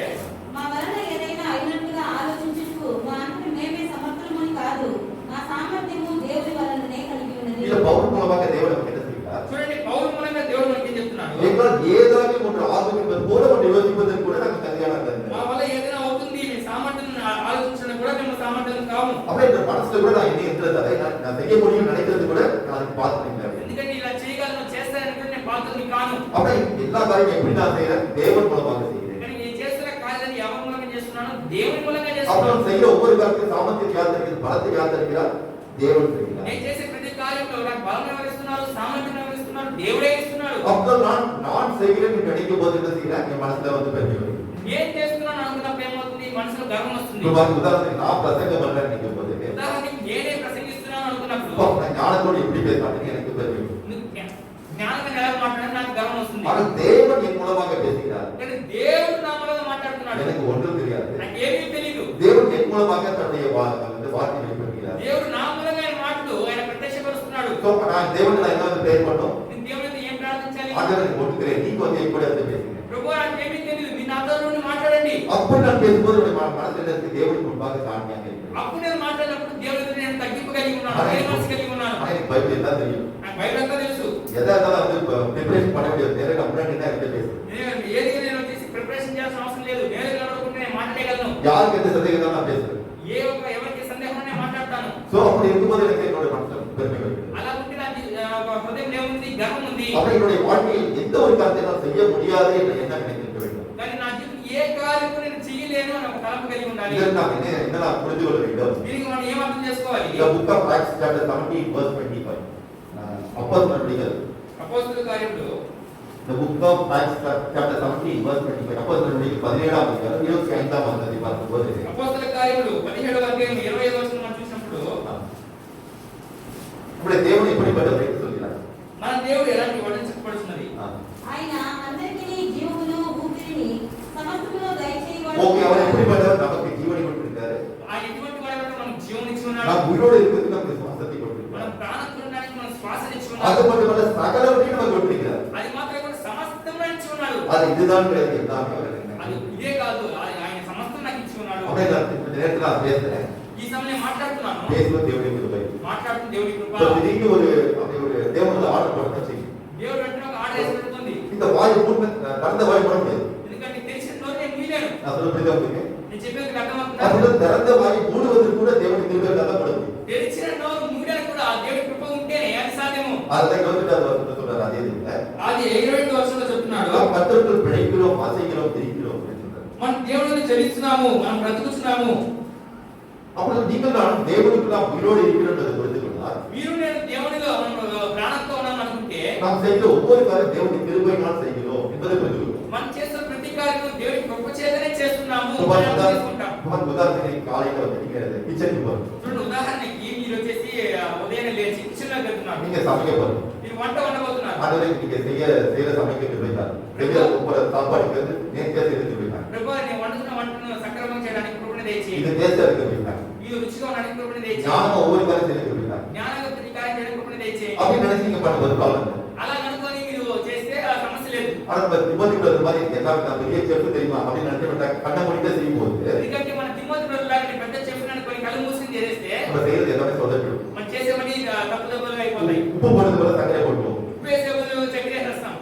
ஜோக்கா சொல்ல முடியாது. அது மாதிரி பார்த்தா வாழ்க்கையில நாம் இந்த காரியத்தை நாம் செய்ய முடியும்னு நினைக்கும் போது தேவன் நம்ம விட்டு விலகி விடுவார். ఏం జోక్గా చెప్పట్లేదు, అది నిజంగానే చెప్తున్నా. మన జీవితంలో మన సమస్తం నేను చేయగలను, నేనే చేయగలను అనుకుంటే ఏదో ఒక తప్పుదలు చేస్తూనే ఉంటాం. தேவனுடைய வாழ்க்கை எதிர்பார்க்கிற காரியம் இல்லை. దేవుడు మన జీవితంలో ఎదురు చూస్తున్న కార్యం ఏంటి? எனக்கு ஒன்றுமே தெரியாது. ప్రభువా, నాకు ఏమీ తెలియదు ప్రభువా. நீங்க எல்லாத்தையும் சொல்லுங்க. మీరే సమస్య చెప్పండి. இது நான் சொல்றதோட எனக்கு என்ன செய்யற தேவனுக்கு நம்பிக்கை இருக்கு. నేను ఇలా చెప్తున్నప్పుడు నేను ఏం చేస్తున్నాను? దేవుడికి నమ్మకం ఇస్తున్నాను. இப்ப பாருங்க உதாரணத்துக்கு ఉదాహరణకి நான் இங்க சென்னை போகணும். ఇక్కడ నుంచి చెన్నైకి వెళ్తున్నా. இப்ப நான் கேட்கிற சென்னைக்கு போறதுக்கு எந்த மணிக்கு பஸ் இருக்குங்க? చెన్నైకి వెళ్ళడానికి ఎన్ని గంటలకు బస్సు అడుగుతున్నా. இப்ப டைம் 9:40 ஆகுது. ஓகே 10:30 மணிக்கு பஸ் இருக்கு சொல்றாங்க. ఇప్పుడు సమయం 9:40 అవుతుంది, 10:30కి బస్సు అని అంటున్నారు. ஓகே 10:30க்கு பஸ் கிடைக்க சொல்லி கரெக்ட்டா 10:30 போய் வெயிட் பண்றேன். ఎందుకంటే 10:30కి బస్సు అయితే 10:30కి వేస్తున్నారంటే నాకు ஒண்ணுமே பண்ணல. பிரேயர் பண்ணல, ஒரு கொஞ்சம் நேரம் நிக்கிறேன். ఎందుకంటే నేను ప్రేయర్ ఏం చేయలేదు, అక్కడ వేచుకున్నాను. நான் பஸ்ல உட்கார்றேன். బస్సులో కూర్చుంటున్నాను. உட்கார்ந்து பார்த்தா தடவை போட்டு பஸ் அங்கே இருக்கு. பார்த்தா பஸ் பஞ்சர் ஆயிட்டு பஸ் முன்னாடி போகுது. ఎందుకంటే బస్సు తడాల వెళ్ళిన తర్వాత పంచర్ అయిపోతుంది, బస్సు ముందుకు పోదు. ஆனா வந்து ஆண்டவரே 10:30 மணிக்கு இந்த பஸ்ல போறதுக்கு சொல்லிருக்காங்க. ప్రభువా, నేను 10:30కి బస్సులో వెళ్ళడానికి కృపను దయచేయండి. சென்னையில போய் இந்த வேலை செய்யணும். அது நீங்க கூடாதுங்க. చెన్నైలో వెళ్ళి నేను ఆ కార్యాలు చేరి మీరు అక్కడే ఉండండి. எந்த ஒரு இது வந்து பிரச்சனை வராம நான் வந்து சமாதானம் போறதுக்கு ஒரு தூதர் அனுப்பினக்கு வந்து காவல் காத்து இந்த வழி நடந்தீங்க. ప్రభువా, ఎటువంటి సమస్యలు రాకుండా సమాధానం వెళ్ళి మీ కార్యం ముగించుకోవడానికి ఈ దూతను నా మార్గంకి పంపించండి. நான் சொல்றது புரியுதா? నేను చెప్పేది మీకు அது అర్థమవుతుందా? ஒவ்வொரு காரியத்திலும் தேவனை நம்பி நாம் வந்து தேவனை நோக்கி நாம் பிரார்த்தனை செய்யும் ప్రతి కార్యం దేవుడు నమ్మి ఆయన కార్యం చేస్తున్నప్పుడు நான் மனத்தாழ்மையாக தேவனை நான் சார்ந்து கொண்டு வாழ்க்கை தேவனை நம்பிக்கை నేను வைக்கிறேன். దేవ మనసు కలిగి దేవుడి మీద ఆధారపడి నేను జీవిస్తున్నాను. தேவனுடைய வாழ்க்கை எதிர்பார்க்கிற காரியம் என்ன? దేవుడు మన జీవితంలో ఎదురుస్తున్న కార్యం அது ఏంటి? சாமுவேல் சிறு குழந்தையாக இருந்தா అది సమూయేలు చిన్న పిల్లవాడిగా ఉన్నాడు. அண்ணா என்ன செய்தால் சாமுவேலை வந்து தேவனுடைய ஆலயத்தில் வந்து ஏலிங்கிற அந்த பிரதான ஆசிரியரை விட்டுட்டார். ఏలీని ఆ యాజకుడి దగ్గర హన్నా ఏం చేసింది? సమూయేలుని అప్పగించింది. சோ அந்த ஆலயத்தில் வந்து தேவனுடைய எல்லா காரியத்தையும் செய்யலாம். అక్కడ ఆ మందిరంలో ఆ కార్యాలన్నింటినీ అతను చేస్తున్నాడు. ஒரு நாள் தேவன் என்ன செய்தார் வந்து சாமுவேல்கிட்ட பேசுறார். ఒకరోజు దేవుడే చేస్తున్నాడు, సమూయేలుతో మాట్లాడుతున్నాడు. சாமுவேல் சின்ன குழந்தையா இருந்தா. సమూయేలు చిన్న పిల్లవాడిగా ఉన్నాడు. சோ இந்த சின்ன குழந்தை ஒரு 4 வயசு குழந்தை மாதிரி இருக்கலாம். தெரியல தேவனுக்கு ఆ தெரியல. చిన్న పిల్లవాడు అంటే 4 సంవత్సరాల పిల్లవాడిగా ఉండవచ్చు. அப்ப சாமுவேல் தேவன் கூப்பிட்டாரு. సమూయేలు అని చెప్పేసి దేవుడు పిలుస్తున్నాడు. இவன் என்ன செய்யறான்? அந்த ஏலி தாத்தா கூட வந்து நேரா ஏலி தாத்தாட்ட போய் கேட்கிறான். నేనేం చేస్తున్నాడు? ఏలితో వస్తున్నాను చెప్పేసి నేనైతే నడుచుకుంటే వెళ్ళి ఏలితో అడుగుతున్నాడు. தாத்தா நீ என்ன கொண்டு காட்டுவீங்க? తాత నిన్ను పిలిచానని అడుగుతున్నాడు. நான் கூட நீ போய் படுத்துக்க. నేను నీ పిలవలేదు, వెళ్ళి పడుకో. ஒரு வாட்டில ரெண்டு வாட்டி ரெண்டு வாட்டி கூப்பிட்டாரு. ఒకసారి 2 సార్లు చేసి వాళ్ళు పిలిచినారు. அப்ப அந்த தாத்தாக்கு புரியுது. అప్పుడు ఆ తాతకి అర్థమవుతుంది, பையனுக்கு புரியல தேவனே வந்து பேசுறாரு. పిల్లవాడికి అర్థం కాలేదు దేవుడే అతనితో మాట్లాడుతున్నాడని. இப்ப சாமியிட்ட அந்த தாத்தா சொல்றாரு. ఇప్పుడు సమయం దగ్గర ఆ తాత గారు చెప్తున్నారు, திருப்பி மட்டும் பேசுறேன் என்ன சொல்ல சொல்லி கர்த்தாவே அடியே கேட்கிறேன். நீங்க சொல்ல நான் கேட்கிறேன். అప్పుడు నువ్వు ఇంకొకసారి ఆ సమయంలో పిలిచినప్పుడు ఏం చెప్పాలంటే, ప్రభువా ఇదిగో నీ దాసుడును చెప్పండి అని చెప్పు. அப்படி சொன்ன பிறகுதான் தேவன் சாமியோட பேசுகிறார். అలా చెప్పిన తర్వాత సమయంలో దేవుడు మాట్లాడుతున్నాడు. என்னோட எடுத்துக்கொள்ளுங்க. అంతపట్టి తీసుకోండి. The book of 1 Samuel chapter 3 verse 10. The book of 1 Samuel మొదటి సమయంలో కిందము chapter 3 3వ అధ్యాయము verse 10. 1 Samuel 3వ అధ్యాయం 10వ వచనం. 3వ అధ్యాయం 10వ వచనం. తరువాత యెహోవా ప్రత్యక్షమై నిలిచి ఆ. ఆ రీతిగా సమూయేలు సమూయేలు అని పిలువగా సమూయేలు నీ దాసుడు ఆలకించుచున్నాడు, ఆజ్ఞ ఇమ్మనెను. பாருங்க சின்ன குழந்தை ஒரு சின்ன ஒரு பையன் చూడండి, చిన్న బాలుడును தேவன் வந்து சொல்றா దేవుడు ఏం చెప్తున్నాడు? here I will servant please speak. நான் உங்களுடைய வேலைக்காரன் பேசுகிறேன் அப்படின்னு சொல்றான். నీ యొక్క ఆశను నేను ఆలకిస్తున్నాను, మాట్లాడు కాదండి అంటున్నాడు. அப்போது தேவன் தான் செய்ய போகிற காரியத்தை அவர் சொல்கிறார். అందుకే అతను చేయవలసిన కార్యాలు అతను చెప్తున్నాడు. அப்படி என்றால் ஒரு மனுஷன் தேவனுக்கு நம்பிக்கை உள்ளவனாக இருக்க வேண்டும் என்றால் என்ன செய்ய வேண்டும்? ఒక మనుషుడు దేవుడికి నమ్మకస్తుడిగా ఉండాలంటే ఏం చేయాలి? அவன் தான் ஒன்றுமில்லை என்ற மனத்தாழ்வோடு தேவனை நம்ப வேண்டும். ఏమీ లేదని చెప్పి తగ్గింపు కలిగి దేవుడిని నమ్ముకోవాలి. பாத்தீங்கன்னா ஒரு டிரைவர் கார்ல உட்கார்றாரு. నేను ఒక డ్రైవర్ அவர் கார்ல ஒரு டிரைவ் பண்றது கார்ல உட்கார்றாரு. డ్రైవ్ చేయడానికి కార్లో కూర్చున్నాను. நான் கண்ண மூடிட்டே காரை ஓட்டுவான சூப்பரான டிரைவர் அப்படின்னு நினைச்சேன். నేను కళ్ళు మూసుకొని కూడా తోలేస్తాను అంత అందమైన డ్రైవర్ నేను అనుకుంటే எனக்கு ஐயோ నాకు శ్రమ. இந்த வரைக்கும் உட்காருங்க. వచ్చేసి కార్లో కూర్చుంటున్నాను. இந்த கார் ஓட்டிட்டு போயிட்டாங்க. ప్రభువా మీరే ఈ కార్ తోలుకుంటే எந்த ஒரு ஆக்சிடென்ட் இல்லாம நல்லா சுத்தத்தோட போயிட்டு பத்திரத்தோட சேர்த்து ఎటువంటి యాక్సిడెంట్ జరగకుండా సుఖంగా వెళ్ళి భద్రంగా ట్రై చేయండి. எனக்கு நல்ல சொல்லுங்க கொடுங்க. నాకు మంచి సుఖం ఇవ్వండి. இப்படி நான் ட்ரை பண்ணும்போது ఇలాగ నేను ప్రార్థన நான் చేస్తున్నాను. தேவனை சார்ந்து கொண்டு வாழ்றேன் மனத்தாழ்வு. దేవుని ఆదరణ చేసుకుని జీవిస్తున్నాను. మనసు తగ్గింపు కలిగి ఉన్నాను. நான் சொல்றது புரியுதா? నేను చెప్పేది మీకు అర్థమవుతుందా? ஆனா தேவனுடைய வாழ்க்கை எதிர்பார்க்கிற காரியம் என்ன? నా దేవుడు మన జీవితంలో ఎదురు చూసిన కార్యాలేంటి? சாமியிலே போல நீங்கள் நான் என்ன செய்ய வேண்டும்? సమయాల వల్ల మీరు ఏం చేయాలి? கர்த்தாவை சொல்ல நாங்க என்ன செய்ய சொல்லுங்க அதை செய்யுங்க. ప్రభువా మీరు ఏం చేయాలో చెప్పండి, ఆ ప్రకారం మేము చేస్తాము. அது உங்களுக்கு என்ன வேணும்? దీన మనసు కావాలి. இப்ப நானே ஒரு காரியம் கேட்கிறேன். சிஸ்டர் நாளைக்கு இந்த காரியம் செய்யுங்க அப்படின்னு சொல்றேன். నేనే సహోదరి రేపు ఈ కార్యం చేయాలని చెప్తున్నాను. எதுக்கு பாஸ் செய்யணும் அப்படின்னு கேட்டாங்க. ఎందుకు ఫస్ట్ చేయాలి అడిగారంటే அப்புறம் அவங்களுக்கு எல்லாமே தெரியுது. நான் சொல்றத கேட்கணும். ఎందుకంటే వాళ్ళకి అంతా తెలుస్తుంది. నేను చెప్పేది ఆమె ఇష్టపడట్లేదు. ஆனா சொன்ன காரியத்தை அப்படியே ஐயா செய்யலாம் நாளைக்கு செஞ்சேன் அப்படின்னு சொல்றாங்க. కానీ సరే ఏం చెప్తే చేస్తాను. సరే అది మంచి மனசுல இருக்கு மனத்தாழ்வு. మనసులో ఏముంది? దీన మనసు ఉంది. ஆனா சொல்றது புரியுதா உங்களுக்கு?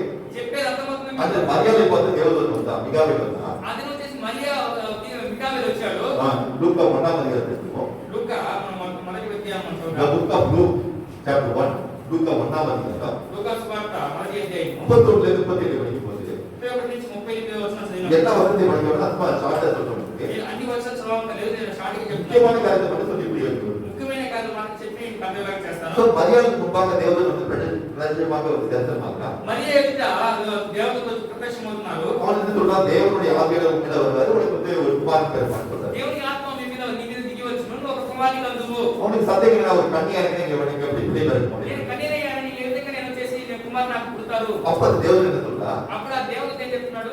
6வது மாதம் அதாவது நீ வந்து உன்னுடைய அந்த இனத்தை சேர்ந்த எலிசபெத் மலடியாக இருந்தா ఈ యొక్క వంశానికి సంబంధించిన ఎలిజబెత్ గొడ్రాలుగా ఉంది. அவளுக்கு 6வது மாதம். ఇప్పుడు 6వ నెల. கர்த்தர் ஆகாத காரியம் ஒன்றுமே இல்லை. தேவனால் முடியாத காரியம் ஒன்றும் இல்லை அப்படின்னு சொல்றாரு. దేవునికి అసాధ్యమైనది ఏదీ లేదు. அப்ப நீ ஒரு கன்னியாக இருந்தா உன்னுடைய கண்ணியோடு வைத்து தேவனால குழந்தை பிறக்க வைக்க முடியும். నువ్వు కన్య వైతే నీ కన్య యొక్క గర్భంలో కూడా దేవుడు బిడ్డలు ఇవ్వగలడు. இப்போது புரிந்து கொள்ளுதா? ఇప్పుడు అర్థం చేసుకుంటుంది. நீ என்ன சொன்னா நான் செய்யறேன் அப்படின்னு சொல்றாரு. నువ్వు ఏం చెప్పినా నేను చేస్తాను అని చెప్పేసి అంటుంది. చదవండి 30 వచనాలు. అందుకు మరియా ఇదిగో ప్రభు దాసురాలను నీ మాట చొప్పున నాకు జరుగును గాక అనెను. இப்ப பாருங்க மரியாதை என்ன செய்யறா? చూడండి మరియా ఏం చేస్తుంది? இதோ நான் ஆண்டவருக்கு அடிமை உங்களுடைய வார்த்தைப்படி ஆக கடவுள். ఇదిగో ప్రభువుని దాసురాలను మీ మాట చొప్పున జరుగును గాక. ஆனா நீங்க என்ன செய்யறீங்களோ அதை நான் செய்யறதுக்கு என்னோட சரீரத்தை நான் ஆரம்பிக்கிறேன். ఎందుకంటే మీ దేవుడు ఏం చేయాలని అనుకుంటున్నాడు ఆ కార్యం చేయడానికి నేను అప్పగించుకుంటాను. அவனோட வாழ்க்கை எனக்கு மனதாழ்மை இருக்கு. అంటే నా జీవితం ఉంది, దీన మనసు ఉంది. நான் உண்மையை நம்புறேன். నేను మిమ్మల్ని అనుకుంటున్నాను. வாழ்க்கையில நீ செய்யற காரியம் நடக்கிறது அப்படி நடக்கும். మీరు ఏం చేయాలనుకున్న కార్యం జరిగించండి. அவருடைய வாழ்க்கை இந்த வாழ்க்கை தேவன் என்ன எதிர்பார்க்கிறார்? మీ యొక్క జీవితంలో నా యొక్క జీవితం దేవుడు ఏం நீங்க ఎదుర్కొంటున్నాడు? நானும் உண்மையாக தேவன் நம்பிக்கை கொண்டு வாழ்வதாக இருந்தால் మీరు నేను నిజంగా దేవుని నమ్మకం కలిగి జీవించిన వారైతే நம்முடைய செயல்கள் எப்படி இருக்கும்? ஒரு மனத்தாழ்மையோடு இருக்கும். మనకు క్రియలా ఉంటే ఒక దీన మనసు కలిగి ఉంటాయి. தேவனுக்கு முன்பாக தாழ்மைப்படும்போது தேவனுக்கு கிருபை தருகிறார். మన దేవుని ఎదుట దీన మనసు కలిగినప్పుడే దేవుడు కృపణిస్తున్నాడు. அது மட்டுமல்ல அப்போது தேவன் உனக்கு கூட இருக்கிறார். అది మాత్రమే కాకుండా దేవుడు మన తోడే ఉన్నాడు. அதான் கர்த்தருக்கு முன்பாக தாழ்மைப்படுங்கள் அப்போது அவர் ஏற்றுவார் என்று தேவன் சொல்கிறார். అందుకే యెహోవా ఎదుట మీ దీన మనసు కలిగి ఉండి అప్పుడు ఆయన మిమ్మల్ని హెచ్చించును అని వాక్యం తెలియజేస్తుంది. அப்பொழுது தேவனோடு கூட இருக்க வேண்டும் என்றால் நம்முடைய வாழ்க்கையில் மனத்தாழ்மை இருக்க வேண்டும். దేవుడు మన తోడే ఉండాలంటే మొదటిగా మనలో దీన మనసు కలిగి ఉండాలి. இந்த மனத்தாழ்மை நாம் தேவனுக்கு முன்பாக இருந்தால் மற்ற மனுஷங்களுக்கு முன்பாக கூட வரும். మన యొక్క దీన మనసు దేవుని ఎదుట ఉంటే ఇతర మనుషుల ఎదుట కూడా ఉంటుంది. எல்லா மனுஷங்களுக்கு முன்பாக நாம் எப்படி இருப்போம்? ஒரு மனத்தாழ்மை. అందరి మనుషుల ఎదుట మనం ఎలా ఉంటాం? ఒక దీన మనసు కలిగిన వారు ఉంటాము. முதல்ல ஏபி அப்துல் கலாம் தெரியும். அந்த முன்னாடி அந்த ராஷ்டிரபதி இருந்தாரு. ముందు ఏపీజే అబ్దుల్ కలాం ముందు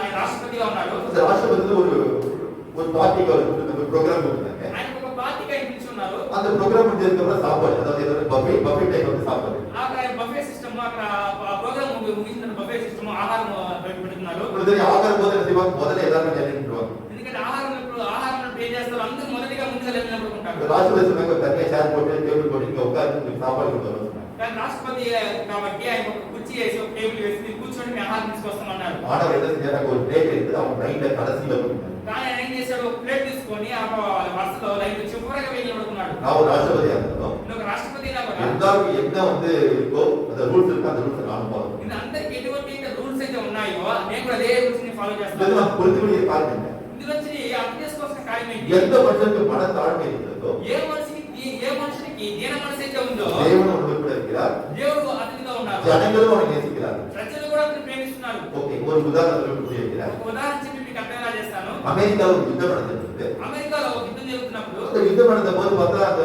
சாயங்காலம் அதாவது ஒவ்வொரு நாளும் வச்சுருவாங்க, இந்த அஸ்தமனம் சாயங்காலம் ஆகும்போது யுத்தத்தை முடிச்சுருவாங்க. కానీ ప్రతిరోజు ఏం చేస్తారు, యుద్ధం జరిగేటప్పుడు సాయంత్రం అయినప్పుడు ఆ యుద్ధం ఆపేస్తారు. திருப்பி அடுத்த நாள் காலையில சூரியோதயம் ஆகும்போது ஆரம்பிப்பாங்க. తర్వాత రోజు సూర్యోదయం అయిన తర్వాత అప్పుడు ప్రారంభిస్తారు. அது போல சாயங்காலம் பார்த்தா என்ன செஞ்சாங்கன்னா ఆ ప్రకారం సాయంకాలం ఏం చేస్తున్నారు, ஒரு 10 வந்து வீரர்கள் என்ன செஞ்சாங்க, அவங்களோட தலைவர் என்ன செஞ்சாங்க, ஒரு பெரிய ஹெவியான வெயிட்டை தள்ளி போக செஞ்சாங்க. ఎందుకంటే ఒక 10 మంది వీరుల్ని ఒక నాయకుడు ఏం చేశారంటే బరువుని నెట్టుకుంటూ రమ్మన్నారు. அப்ப ஒரு கடப்பாரி வச்சு நம்பிட்டு அதை ரொம்ப கஷ்டப்பட்டு எடுத்துட்டு போறதுக்கு ட்ரை பண்றாங்க. ఒక గడపాన్ని తీసుకొని దాన్ని నెట్టుకుంటూ చాలా కష్టంగా నెట్టుకుంటూ వెళ్తున్నారు. அவங்களுக்கு ஒரு தளபதி இருக்காங்க, அவங்களுக்கு ஒரு நாயகன் இருக்கா. ఆ మీకు నాయకుడు ఉన్నాడు. அவன் என்ன சொல்றாங்க, இப்படி பண்ணி அப்படி சொல்லி டைரக்ஷன் சொல்றானே தவிர அவன் ஒன்றும் செய்யல. தூரத்துக்கு பார்க்கலாம், ఇలా చేయాలని దిశ నిర్దేశిస్తున్నాడు. దాని అతను ఏం చేయకుండా నిలబడుకున్నాడు. அப்போ ஒரு குதிரையில வந்து வர கேப் போட்டு வராரு. అప్పుడు గుర్రంలో ఒక ఆయన క్యాప్ వేసుకొని వస్తున్నాడు. அவர் கீழே இறங்கி கேட்கிறாரு, ఆయన కింద దిగి ఆయన అడుగుతున్నాడు, இவங்க 10 பேர் ஹெல்ப் பண்ண, நீங்க அவங்க கையோட அவன் கூட ஹெல்ப் பண்ணா அந்த வேலை சீக்கிரம் முடிச்சு அப்படின்னு. ఎందుకంటే ఆయన 10 నిమిషాలు నెట్టుతూ ఉన్నారు. అది చూస్తున్నావు కదా, నువ్వు కూడా ఒక చెయ్యి తొందరగా అయిపోతుంది కదా. நான் யாரு, நான் கேப்டன் இருப்பேன், நான் போய் கை வைப்பேன் அப்படிங்கிற. నేను ఎవరో తెలుసా, నేను క్యాప్టెన్, నేను నాయకుడిని, నేను పోయి చేయాల్సానా? அப்படியே கவலைப்படாதீங்க, ஏதாவது இது மாதிரி வேலை என்ன கூப்பிட்டு நான் வந்து செய்யறேன்னு சொல்லிட்டு அவர் என்ன செய்யறாரு, 10 பேரோட இவரும் வேலை செஞ்சு அந்த வேலையை முடிஞ்சிருச்சு. ఎందుకంటే ఇలాంటి పనులు ఉంటే నన్ను పిల్లబడి నేను చేస్తానని చెప్పేసి ఆ 10 మంది కలిసి చేశారు. ఆ పని ముగిసింది. யாருக்கு குதிரையில வந்து அவர் வந்து வேலை செஞ்சு முடிச்சாரு. కానీ ఆ గుర్రంలో వచ్చిన ఆయన ఆ పని చేసి ముగించాడు. முடிஞ்சதுக்கு நேரம் அந்த படைத்தளத்தை காக்கெட்ட வந்து சொன்னாரு. ఆ ముగిసిన తర్వాత వచ్చేసి ఆ నాయకుడు ఒక పట్టణ నాయకుడు వచ్చేసి చెప్పాడు, உங்களுக்கு ஏதாவது வேலை இருந்தா இந்த மாதிரி ஏதாவது முக்கியமான வேலை நீ கூப்பிடுங்க, நான் வரேன். ఇలాంటి ముఖ్యమైన పనులు ఏదైనా మీరు ఉంటే నన్ను పిలవండి, నేను వస్తానంటున్నాడు. அப்ப அவர் கிட்ட யாரு உன்னை எங்க பாக்குறது, உன் வீடு எங்க இருக்குன்னு கேட்டாரு. అప్పుడు వచ్చేసి నువ్వు ఎక్కడ ఉంటున్నావు, నువ్వు ఏ చోట ఉంటావు, నీ ఇల్లు ఎక్కడ అడిగినప్పుడు அப்ப சொன்னாரு, అప్పుడు చెప్పాడు, நான் தான் உனக்கு தளபதி, படைத்தளபதி, தளபதி, படைத்தளபதி உனக்கு மேல தளபதியா இருக்கிற ஜார்ஜ் வாஷிங்டன், நான் தான் ராஷ்டிரபதி. అది అంటే వీళ్ళందరికీ నువ్వు నాయకుడివి, కానీ మీ అందరికీ నేనే జనాధిపతిని, నేనే రాష్ట్రపతిని, నేనే నాయకుడిని అంటున్నాడు. அதை கேட்கணும் வந்து அடுத்த காலை வந்து வந்து மன்னிப்பு கேட்டாங்க. వెంటనే ఆ మాట వెంటనే కాళ్ళు పడి క్షమాపణ అడిగాడు. நம்ம என்ன தெரியும், இதுக்கு మనం ఏం ஒரு చేసుకోవాలి? ராஷ்டிரபதி என்ன செஞ்சாரு, அந்த சாதாரண ஒரு கேப்டன் 10 பேருக்கு மேல ஒரு கேப்டன் அந்த கையை வைக்க கூட அவன் பயந்தான். 10 మంది పైన ఒక కెప్టెన్ ఉన్నవాడు ఏ చేయట్లేదు, కానీ ఒక రాష్ట్రపతి ఉన్నవాడు ఆయన ఏం చేశాడంటే, நான் என்ன சொல்றேன் அதை கேட்கணும்னு நினைச்சாங்க. నేనేం చెప్పాలి చేయాలనుకున్నాడు, కానీ అతను இந்த வேலைக்கு நம்ம ஒரு கை கொடுத்தா அந்த வேலை முடியும் நினைக்கும். నేను ఒక చెయ్యి వేస్తే ఆ పని ముగిసింది అనుకోలేదు. ஆனா ஒரு ராஷ்டிரபதியா இருக்கு, ఒక రాష్ట్రపతిగా ఉండి அவரை வந்து எல்லா வேலையும் செஞ்சு ఆయన అన్ని కార్యాలు చేసి அந்த வேலை மூலமா என்ன காமிச்சாரு, தான் எவ்வளவு பணத்தாரமே இருந்தது காமிச்சாரு. ఆ పని మూలంగా ఆయన ఏం చూపించాడు, ఎంత దీన మనసు చూడు అని చెప్పి చూపించాడు. இதை நம்ம என்ன புரிந்து கொள்கிறோம், ఇందులో నుంచి మనం ఏమర్థం చేసుకోవాలి? எனக்கு இந்த அப்துல் கலாம், இந்த வாஷிங்டன் இதெல்லாம் பார்க்கிறோம். ఈ అబ్దుల్ కలాం, వాషింగ్టన్ వీళ్ళంతా వచ్చేసి చూసినప్పుడు நம்ம அவங்க மாதிரி பெரிய ஆளுங்க கிடையாது, వాళ్ళంతా గొప్ప వాళ్ళు మనం நம்ம కాదు. ஒரு சாதாரண மனுஷனா இருக்கும். మన సాధారణ మనుషులుగా ఉన్నప్పుడు மனசுல எவ்வளவு அகங்காரம் இருக்கு, మన మనసులో ఎంత అహంకారం గర్వం ఉంది. ஆனா நம்முடைய வாழ்க்கை என்ன வேண்டும், தேவன் எதிர்பார்த்து மனத்தாழ்மை வேண்டும். మన మనసులో దీన మనసుని దేవుడు చూస్తున్నాడు. மனத்தாழ்மை இருந்தா தான் நம்ம என்ன செய்வோம், దీన మనసు ఉంటే నేను చేస్తాను, எனக்கு எந்த ஞானம் இல்லாத నాకేం ఏ జ్ఞానం లేదు ప్రభువా, நீங்க எனக்கு அதை சொல்லுங்க, அது மாதிரி நம்ம మీరు నాకు సమస్తం బోధించాలి, మీరు చెప్పి నడుచుకుంటాను. So, முதலில் நாம் என்ன பார்த்தோம், మొదటి మనం ఏం చేశాము, நீங்களும் தேவர்கள் உண்மையாக நம்பிக்கை வைத்து வாழ்வோர்களால் మీరు నేను దేవుడి పట్ల నిజమైన నమ్మకం ఉంచి జీవించే వారైతే நம்முடைய நடைகள் எப்படி இருக்கும், நம்முடைய நடக்கைகளுடைய வழிகள் எப்படி இருக்கும். మన నడకలు, మన ప్రవర్తన ఎలా ఉంటాయి? முதல் காரியம் என்ன செய்வோம், நாம் மனத்தாழ்மையாக வாழ்வோம். మొదటి కార్యం, రెండో కార్యం ఏం చేస్తాం, நீதியலை டிபெண்டிங் ஆன் காட், என்ன செய்வோம், ஒரு வாழ்க்கை தேவனை சார்ந்து வாழ்கிற வாழ்க்கை வாழ்வோம். దేవుని ఆధారం చేసుకుని జీవించే జీవితం జీవిస్తాం. அவருடைய வாழ்க்கை எல்லாமே தேவன் என்று அவரை நாம் நம்புவோம். సమస్తము దేవుడే అని ఆయన నమ్ముకుంటాం. அவருடைய இதோட அர்த்தம் என்னங்கிறது பார்க்கிறோம். దీని యొక్క అర్థం ఏమిటి అని చూడబోతున్నాం. So when we are trusting on the God, how we have to live the life that we are going to see, to lead a life depending on God only. அதாவது வாழ்க்கை தேவனை ஆதாரமாக கொண்டு வாழ்க்கை. మన జీవితమును దేవుని ఆధారంగా చేసుకుని జీవించడము. என்னோட எடுத்து வருகிறது. నడక తీసుకురండి. The book of Psalms chapter 73 verse 28. సంగీతం 73:28 వచనం చదువుతాం. కీర్తన 73వ కీర్తనలో The book of Psalms chapter 73 verse 28. 28వ వచనము. నాకైతే దేవుని పొందు ధన్యకరము, ఈ సర్వ కార్యములను నేను తెలియజేయనట్లు నేను ప్రభువైన యెహోవా శరణు వేడుచున్నాను. So దావీదు என்ன சொல்கிறார்? చూడండి, దావీదు ఏం చెప్తున్నాడు, கர்த்தரை அண்டிக்கொண்டு கர்த்தரை சார்ந்து கொண்டு வாழ விரும்புகிறேன். నేను దేవుణ్ణి ఆదుకొని దేవుణ్ణి ఆదరణ చేసుకుని జీవించడానికి ఇష్టపడుతున్నాను. సో అதான் வந்து தாவீது சொன்னா. ఎందుకంటే అంటే దావీదు చెప్తున్నాడు. సంగీతం 14లో ఎట్లా பார்க்கும்போது కీర్తన 14లో 8వ చూసినప్పుడు the book of Psalm chapter 16 verse 8 సంగీతం 14లో ఎట్లా பார்க்கும்போது 16 కీర్తనలో 16వ కీర్తనలో 8వ చూసినప్పుడు நான் கர்த்தரை எப்போதும் துவாக வைத்திருக்கிறேன் அவரை வலது வார்த்தை கூட நான் அசைக்கப்படுவது என்றார். సదాకాలము యెహోవా యందు నా గురి నిలుచున్నాను. ఆయన నా కుడి పార్శ్వమందు ఉన్నాడు కనుక నేను కదలించబడను. அதோட అర్థం என்ன? చూడండి ఈ ఒక వాక్యం యొక్క అర్థం ఏంటి? எப்போதும் தேவனை நான் பார்த்து கொண்டிருக்கிறேன். నేను ఎల్లప్పుడూ దేవుని చూస్తూ ఉంటాను. தேவனை சார்ந்து கொண்டு வாழ்றேன். నేను దేవుని ఆధారం చేసుకుని జీవిస్తాను. தேவனை சார்ந்து கொண்டு வாழ்றதுனால ஒருபோதும் நான் தேவனை நம்பி வைக்கல. నేను దేవుని ఆధారం చేసుకుని నడుచుకుంటాను కాబట్టి ఏదో నా మీద నమ్మకం ఉంచలేదు. எல்லாமே தேவன் என்ன சொல்வார் அதை கேட்பதற்காக நான் ஆவலோடு காத்திருக்கிறேன். ఈ సమస్త దేవుడు ఏది చెప్తున్నాడో ఆ ప్రకారం చేయడానికి నేను వేచి ఉన్నాను. இப்படி நீங்களான வாழும்போது ఈ ప్రకారం మీరు జీవించినప్పుడు அவரை சார்ந்து வாழ்வது என்னங்கிறது பார்ப்போம். ఆయన ఆధారం చేసుకుని జీవించడం అంటే అర్థం ఏంటో చూసినప్పుడు முதல் காரியம் என்ன செய்யணும்? அவருடைய பலத்தை நான் சார்ந்து கொள்ள வேண்டும். మొదటగా బలం ఆధారం చేసుకోవాలి. அப்புறம் எனக்கு எந்த ஒரு பலம் இல்லை. నాకేం బలం లేదు. தேவனுடைய பலத்தை சார்ந்து கொண்டு நான் வாழ்கிறேன். దేవుని బలం ఆధారం చేసుకుని జీవిస్తున్నాను. அதான் தாவீது சொல்கிறார். అది దావీదు చెప్తున్నాడు. உங்கள் பலம் கொண்ட மனுஷன் பாக்கியவான். మీ యందు బలము మీ యందు బలపొందువాడు ధన్యుడు. என் பலனாகிய கர்த்தாவே உங்கள் அன்பு கூறி என்று சொன்னார். నా బలమైన దేవుడా నేను నీ మీద ప్రేమ చెల్లిస్తున్నాను. அப்புறம் தேவனையே தன்னுடைய பலனாக கொண்டு வாழ வேண்டும். దేవుడే అతను బలంగా చేసుకుని జీవించాలి. இதோட அர்த்தம் என்னங்கிறது பார்க்க போறோம். ఈ యొక్క వాక్యం అర్థమని The చూడబోతున్నాము. book of Psalm chapter 18 verse 1. Psalm 18 సంగీతం 18 కీర్తన 18లో మొదటి వచనము first verse మొదటి వచనము then 29 and 40. 29 మరియు 40. యెహోవా నా బలమా నేను నిన్ను ప్రేమిస్తున్నాను. ஓகே சோ இப்ப தாவீது சொல்றான் என்னுடைய பலமே தேவன் தான் சொல்றான். దావీదు అని చెప్తున్నాడు నాకు బలము దేవుడే అంటున్నాడు. அவனுக்கு என்னால ஒன்றும் செய்ய முடியாது. నా వల్ల ఏమీ జరగదు. உங்களுடைய பலத்தை நான் பலம் கொள்ள வேண்டும். మీ బలము చేత ఆయన బలము పొందవలెను. அதைத்தான் பவுல் சொன்னான். అదే పౌలు చెప్తున్నాడు. என்னை பலப்படுத்த கிறிஸ்துவினால் எல்லாவற்றையும் செய்ய எனக்கு பலம் உண்டு. నేను బలపరచు క్రీస్తునందు నేను సమస్తమును చేయగలను. அப்ப எனக்கு எந்த ஒரு பலம் இல்லை. నాకేం బలం లేదు. நான் ஒரு பலவீனன். నేను బలహీనుడను. ஆனால் தேவனுடைய பலத்தை என்னோடு கூட இருக்கும்போது దేవుని బలం నాతోనే ఉన్నప్పుడు நான் எந்த ஒரு காரியத்தை செய்வதற்கு எனக்கு பலம் உள்ளதாக இருக்கிறது. ఎటువంటి కార్యం చేయడానికి కూడా నేను బలవంతుడిగా ఉన్నాను. அதைத்தான் தாவீது சொல்கிறார். అదే దావీదు చెప్తున్నాడు. பலனாகிய கர்த்தாவே நான் உங்கள் அன்பு கூறி என்று சொன்னார். యెహోవా నా బలమా నేను నిన్ను ప్రేమిస్తున్నాను అని ఆయన చెప్తున్నాడు. அது மட்டும் இல்ல 29 வசனத்துல சொல்றான் 29 verse 29. అది మాత్రం కాదు 29వ వచనం అని చెప్తున్నాడు. నీ సహాయం వలన నేను సైన్యమును జయింతును. నా దేవుని సహాయం వలన ప్రాకారమును దాటుతును. அப்புறம் ஒரு யுத்தத்தை நான் ஜெயிக்கிறது கூட யாரால ஜெயிக்கிறேன்? தேவனால ఒక ஜெயிக்கிறேன். యుద్ధంలో నేను జయం పొందినా కూడా ఆయన ఎవరో జయిస్తున్నాను దేని వల్ల జయిస్తున్నాను. என்னுடைய சொந்த பலத்தால் நான் ஜெயிக்கிறேன். నా సొంత బలం వచ్చేది జయించడం లేదు. இப்ப 47 படிப்போம். 40 వచనం చదువుదాం. నా శత్రువులను వెనుకకు నీకు మరల చేసితివి. నన్ను ద్వేషించు వారిని నేను నిర్మూలన చేసితిని. ஓகே அவன் என்ன சொல்றாரு? 40வது வசனத்துல சொல்றாரு ఆయన ఏం చెప్తున్నాడు 40 వచనంలో என்னுடைய சத்துருடைய பிடரி எனக்கு வந்து ஒப்பு கொடுக்கிறீங்க. நான் வந்து அவங்க என்ன தேர்ந்தெடுக்கிறதுக்கு அவனே என் கையில ஒப்பு கொடுக்குறீங்க. నా శత్రువులను నాకు బలింపజేస్తున్నావు అంటే ఆ శత్రువు నా చేతికి అప్పగిస్తున్నావు. இப்ப 47வது வசனத்தை பார்க்கும்போது ఇప్పుడు 40వ వచనం చూసినప్పుడు ఆయన నా నిమిత్తము ప్రతిదండన చేయి దేవుడు. జనములను నాకు లోబరచువాడు ఆయనే. எனவே நான் ஒரு பெரிய ராஜாவா இருக்கிறது பெரிய காரியம் இல்லை. నేను ఒక గొప్ప రాజు కావడం గొప్ప విషయం కాదు. பல யுத்தத்தை நான் ஜெயிக்கிறது பெரிய காரியம் இல்லை. అనేక యుద్ధాలను జయించడం గొప్ప విషయం இந்த కాదు. வீரர்களுடைய பாதைகளுக்கு கீழ்படுத்துகிற தேவன். ఎందుకంటే నాకు వీరుడు నాకు లోబడి చేసేది నా దేవుడే. அவனுடைய எனக்கு பலத்தை தருகிற தேவன். నాకు బలం ఇచ్చేవాడు దేవుడే. அவனுடைய வாழ்க்கை பலத்தை தருகிற தேவன் என்ன அர்த்தம்? నా జీవితంలో బలం ఇచ్చే దేవుడు అంటే అర్థం ఏంటి? நாம் ஒவ்வொரு காரியத்தை செய்வதற்கு தேவனுடைய பலத்தை சார்ந்தோம். ఇది మనం చేసే ప్రతి కార్యంలో దేవుడి బలం ఆధారం చేసుకోవడం. அதற்காக நீங்க இந்த காரியத்தை செய்ய போறேன். கோபால் உதாரணத்துக்கு வெளியே கடைக்கு போறீங்க. ఉదాహరణకి ఇది బయట ఒక అంగడికి వెళ్తున్నారు. வெளில போ ஆண்டவரே வெளில போறோம். சுகத்தோட போய் சுகத்தோட வர போயிட்டாங்க. ప్రభువా నేను బయట అంగడికి వెళ్తున్నాను. సుఖంతో వెళ్ళి సుఖంతో రావడానికి எந்த காரியத்தை செய்வதற்கு போயிட்டாங்க. సమస్త కార్యం చేయడానికి ఉన్నది. அப்ப எந்த நேரத்தில் எந்த பலத்தை நாம் வந்து பெற்றுக்கொள்ள வேண்டும்? பலத்தை தேவனுக்கு மாத்திரம் பெற்றுக்கொள்ள வேண்டும். ఎందుకంటే సమస్త కార్యానికి బలం దేవుని నుంచి మాత్రమే పొందుకునవలెను. ஒரு உதாரணத்தை சொல்லி புரியல. ఉదాహరణ చెప్పి నీకు అర్థం ఎలా చేస్తాను. ஒரு ஊழியக்காரர் என்ன செஞ்சாங்க? அவர் வந்து ஒரு சுவார்த்தை வந்து ஒரு சுவிசேஷ ஊழியம் செய்வார். ఒక సేవకుడు ఆయన ఒక సువార్తికుడు ఒక సువార్త పరిచయం చేసేవాడు. அவர் சொந்த வீடு இருந்தது கிராமத்தை பார்த்தா அந்த வீட்டை சுற்றிலும் பார்த்து நிறைய அதாவது மரங்களா இருந்தது. அந்த வாழ தோட்டா இருந்தது. ఆయన పల్లెటూరులో ఆయన ఒక ఇల్లు ఉంది. ఆ ఇంటి చుట్టూ అనేక చెట్లు ఉండేవి. ఆ చెట్లు ఉండేవి.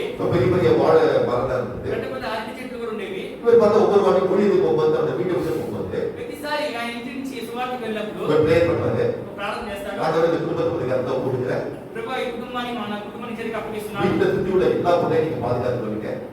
வீட்டுல உள்ள எல்லா பொண்ணையும் பாதுகாத்து சொல்லுங்க. ఈ ఇంటి చుట్టూ ఉన్న కార్యాలన్నీ మీరే కాపుదలు ఉంచండి. தூதன் அனுப்பிட்ட எல்லா பொண்ணையும் பாதுகாத்து சொல்லுங்க. ఈ దూతను పంపించి ఇక్కడ వస్తువులన్నీ మీరే కాపుదలు ఉంచండి. வீட்டுக்கு வந்தோடனே வீட்டை ஒரு ரவுண்ட் அடிச்சு பாப்பாரு. என்ன சரியா இருக்கா? ఎందుకంటే ఇంటికి వచ్చి వచ్చిన వెంటనే ఆ ఇంటి చుట్టూ ఒక రౌండ్ వేస్తారు అని సక్రంగా ఉంది. ஆண்டவர் எல்லாம் வந்து சரியா இருக்கிறது உங்களுக்கு நன்றி தெரிவிக்கிறேன். ప్రభువా అన్ని సక్రంగా ఉన్నందుకు మీకు కృతజ్ఞతలు உங்களுடைய చెల్లిస్తున్నాను. பலத்தால் பாதுகாக்கிறேன் நன்றி. మీ బలంతో మీరు చేశారు మీకు కృతజ్ఞతలు. அது மாதிரி ஒரு வாட்டி என்ன அவர் வந்து ஒரு ஊழியம் விட்டு வந்தபோது ఆ ప్రకారం ఆయన పరిచర్యకి వచ్చిన తర్వాత வாலிபத்தை பார்த்தா ஒரு வாழைத்தார் அந்த பெரிய வாழைத்தார் வந்து யாரும் கட் பண்ணிருக்காங்க. ఆ అరటి చెట్టు చూస్తుంటే ఒక పెద్ద అరటి గల వచ్చేసి ఎవరో కట్ చేసుకుని వెళ్ళిపోయారు. அப்ப தேவன் வந்து பிரார்த்தனை பண்றாரு.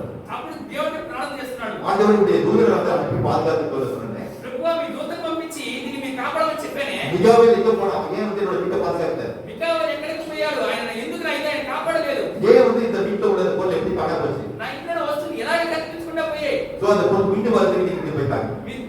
ఆ వస్తువు నాకు పొందుకోవడానికి మళ్ళీ కుక్కలు తెచ్చేయండి. இப்படி ஜெபம் பண்ணிட்டு இருக்காரு. ఇలా ప్రార్థన చేస్తున్నప్పుడు அந்த நைட் ஆஃப் வீட்டை வந்து யாரும் கதை தர்றாங்க. రాత్రి వచ్చేసి ఎవరో తలుపు కొడుతున్నారు. வீட்டை கதை தந்தா తలుపు తీస్తే ஒருத்தர் அங்கே சொல்றான் இது மாதிரி தெரியாம வீட்டுல வாழைத்தார் எடுத்துட்டு నేను వచ్చేసి నీకు తెలియకుండా ఈ ఒక అధికారులు మీకు తీసుకెళ్ళిపోయాను. யாரும் புதிய அடிக்கிறாங்க யாருன்னு தெரியல. ఎవరైనా పీపుల్ కొడుతున్నా ఉన్నారు, ఎవరు కొడుతున్నారు? முதல்ல இந்த வாழைத்தார் போய் ரிட்டர்ன் பண்ண அப்பதான் நீங்க ஒழுங்கா இருக்கு. కానీ నువ్వు ఒక అధికారులు తీసుకుపోయి ఇచ్చే అప్పుడే వచ్చేసి నువ్వు సక్రంగా ఉంటావు అంటున్నారు. இவன் உங்க வீட்டு பக்கமே நான் திரும்ப வரமாட்டேன் இந்த மனுஷனுக்கு சொல்லி தாழ்ச்சாமி விழுந்து மன்னிப்பு கேட்டுப்பான். ఇంకా మీ ఇంటి పక్కనే నేను తలెత్తి పెట్టను అని చెప్పేసి సాష్టాంగ నమస్కారం చేసి అక్కడ పెట్టేసి వెళ్ళిపోయాడు. இதை நம்ம என்ன செய்யறோம்? ఇందులో మనం ఏం చేసుకోవాలి? தேவன் நம்முடைய பலத்தை நம்மை பாதுகாக்கிறது. దేవుడు బలముతో మన కాపాడే దేవుడే ఉన్నాడు. தூதர்களை வைத்து நம்மை பாதுகாக்கிறது. ఆయన దూతలను పంపించి మన కాపాడే దేవుడే ఉన్నాడు. எனவே நம்முடைய பலம் அல்ல தேவனுடைய பலம் அதை நான் சார்ந்து கொள்கிறேன் என்று நாம் சொல்லுகிறோம். మనో బలంగా దేవుని బలం ఆధారం చేసుకొని మనం నడుచుకోవాలి. இரண்டாவது காரியம் என்ன செய்யணும்? రెండో కారణం ఏం చేయాలి? நம்முடைய ஞானம் அல்ல தேவனுடைய ஞானத்தை நாம் சார்ந்து கொள்ள வேண்டும். మన జ్ఞానం కాదు, దేవుని జ్ఞానాన్ని ఆధారం చేసి నడుచుకోవాలి. Depends on the wisdom of the God. தேவனுடைய ஞானத்தை நாம் சார்ந்து கொள்ள வேண்டும். దేవుని యొక్క జ్ఞానాన్ని ఆధారం చేసుకొని జీవించాలి. We have to depend on the divine wisdom. தேவனுடைய ஞானத்தை சார்ந்து கொள்ள வேண்டும். దేవుని జ్ఞానాన్ని ఆధారం చేసి నడుచుకోవాలి. இதோட அர்த்தம் என்னன்னா ఇది ఒక అర్థం ఏంటంటే இதோட எடுத்துக்கொள்ளுங்க. అర్థం తీసుకోండి. The book of Psalm chapter 32 verse 8. சங்கீதம் 32 வசனத்தை பார்ப்போம். కీర్తనలు 32వ కీర్తన 8వ వచనంలో నీకు ఉపదేశం చేసేదను, నీవు నడవలసిన మార్గమును నీకు బోధించేదను, నీ మీద దృష్టి ఉంచి నీకు ఆలోచన చెప్పేదను. இதெல்லாம் என்ன சொல்லுது? தேவன் நமக்கு என்ன சொல்லுதா? ఇందులో దేవుడు మనకి ఏం చెప్తున్నాడు? உனக்கு எதுவுமே தெரியாது. నీకేమీ తెలియదు. நீ என்ன நம்புற? నేను నమ్ముతున్నావు. சோ அதனால என்ன செய்யற? நான் உனக்கு எல்லாத்தையும் போதிக்கிறேன். నేను నీకు అంతా బోధిస్తాను. நீ என்னென்ன செய்யணும்ன்றது ஒவ்வொரு நேரம் உனக்கு உணர்த்துறேன். నువ్వేం చేయ ప్రతి సమయం నీకు తెలియజేస్తాను. நான் இந்த ஆளுநர் சொல்ற அது பண்ணல. ఈ ఆలోచన నీ చెప్తా నా ప్రకారం నడుచుకో. அதான் எரேமியா 33:3 சொல்றாரு. ఇర్మియా గ్రంథం 33:3లో చెప్తున్నాడు. So book of Jeremiah chapter 33 verse 3. ఇర్మియా గ్రంథం 33వ అధ్యాయం 3వ వచనం.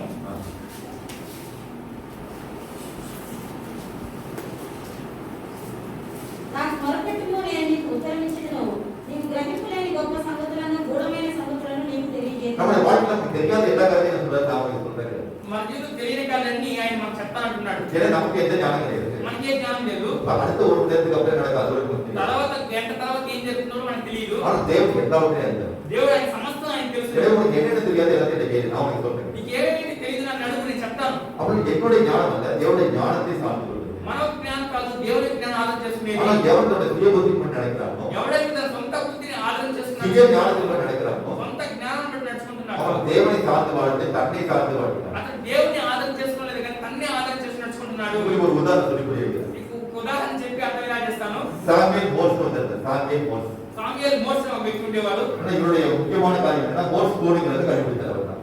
அதாவது நம்ம தந்தி முன்னாடி டெலிகிராம் வச்சோம். మన టెలిగ్రామ్ ఉంది. அதுல வந்து பார்த்தா அந்த டெலிகிராம் எப்படி அனுப்புறதுங்கிற அந்த கோடை அவர் கண்டுபிடிச்சார். ఆ టెలిగ్రామ్ ఎలా పంపించాలనే కోడ్ ఆయన కనుక్కున్నాడు. அது எப்படின்னா டாட் டாஷ் அப்படிங்கிறது. డాట్ డాష్ అని అంటారు. ஸோ அந்த காலத்துல பார்த்தா இப்பதான் உங்களுக்கு மொபைல் இருக்கு. ఇప్పుడైతే మీకు ఫోన్లు ఉన్నాయి, మొబైల్ ఫోన్స్ ఉన్నాయి, பார்த்தா எல்லாமே எல்லா வசதிகள் இருக்கு. మీకు అన్ని వసతులు ఉన్నాయి. அந்த காலத்துல பார்த்தா இங்கே ஒரு மெசேஜ் என்ன செய்யணும்? டெலிகிராம்ல தந்தி தான் போகும். ఇక్కడ నుంచి ఇంకొక వర్తమానం పంపించాలంటే టెలిగ్రామ్ పంపించాలి. வாட்ஸ் சீரியஸ் ஸ்டார்டிங் டே உங்க அப்பா சீரியஸா இருக்கலாம். ఎందుకంటే నీ ఒక నాన్నగారు చేసి సీరియస్ గా నువ్వు రా. இப்பலாம் வீடியோ கால் எல்லாம் பண்ணா. ఇప్పుడంతా వీడియో కాల్ అంతా చేయొచ్చు. இது வந்து ஒரு 200 வருஷத்துக்கு முன்னாடி ఇదంతా 200 సంవత్సరాలకు ముందు இந்த சாமுவேல் மோஸ் என்ன செஞ்சாரு? ఈ సమయంలో మోసే ఏం చేశాడు? அவர் பார்த்தா பெயிண்டிங் கற்றுக்கிட்டு அவருக்கு ஆசை. அதாவது டிராயிங் பெயிண்டிங் கற்றுக்கிட்டு ஆசை. ఆయన పెయింట్ రావాలని ఆశ ఆయనకి. அவர் என்ன செஞ்சாருன்னா அவர் வந்து இங்கிலாந்து போய் வந்து ஒரு இதுல வந்து காலேஜ்ல இருக்காரு. ఆయన ఇంగ్లాండ్ లో పోయి ఒక కాలేజీలో పోయి నేర్చుకున్నాడు. அவருடைய மனைவி பிள்ளைகளை வந்து என்ன செஞ்சாரு? அமெரிக்கால போய் கற்றுக்கிட்டாரு.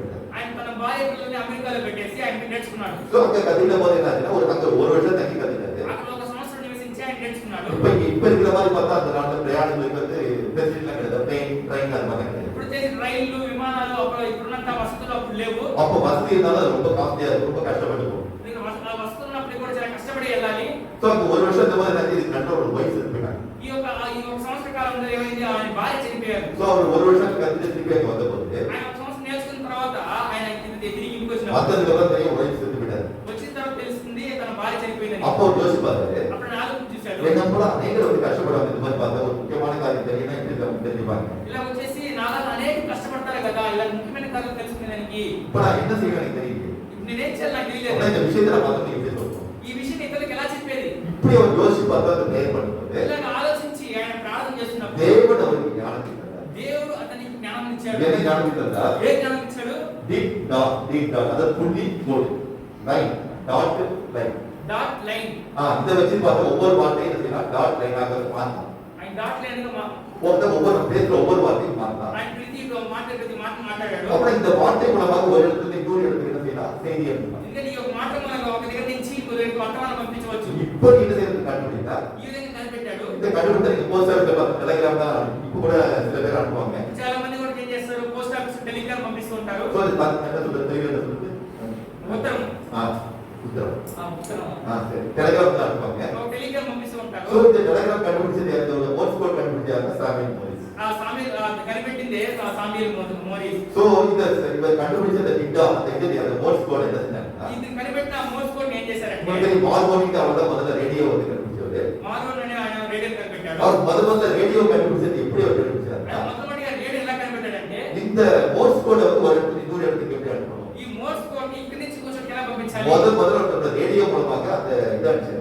మొదటిగా రేడియో మూలంగా పంపించాడు. இப்ப நீங்க ரேடியோல வீட்டுல பாட்டு கேட்கற மாதிரி రేడియో పాడినట్లుగా இதை டிக் டாட் டாட் அப்படின்னு இந்த மெசேஜ் அனுப்பிச்சாரு. గిట్టార్ అనేసి ఆయన పంపించాడు. సో అప్పుడు இவங்களுக்கு அந்த ஞானத்தை யார் தந்தது? ఇటువంటి జ్ఞానం వీళ్ళకి ఎవరు ఇచ్చారు? தேவன் ஞானத்தை தந்தார்.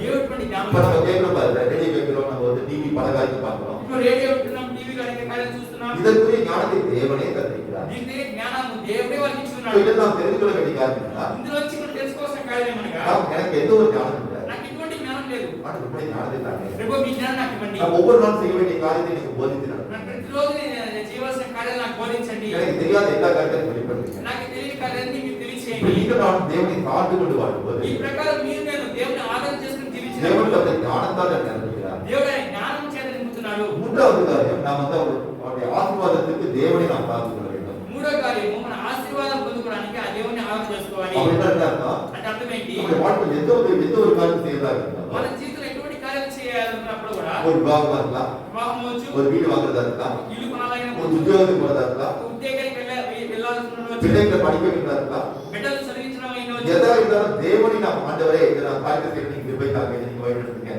కానీ ఏ కార్యం చేసినప్పుడు దేవుడా ఈ కార్యం చేయాలనుకుంటున్నాను, మీరు నన్ను నడిపించండి అని దేవుని ఆదరణ చేస్తున్నప్పుడు, So, நாம் தேவனை நோக்கி நாம் வேண்டும். మనం దేవుని వైపు చూసి అడిగినప్పుడు தேவன் நம்மை ஆசீர்வதிக்கிறது செய்கிறார், நம்முடைய வாழ்க்கையை நமக்கு வெற்றிக்கிறார். దేవుడు మనల్ని ఆశీర్వదించి మన జీవితాన్ని హెచ్చిస్తున్నాడు. நம்முடைய தேவன் எப்படிப்பட்டவரா? దేవుడు ఎలాంటి వాడంట? Psalm chapter 75 verse 7. The book of Psalm chapter 75 verse 7.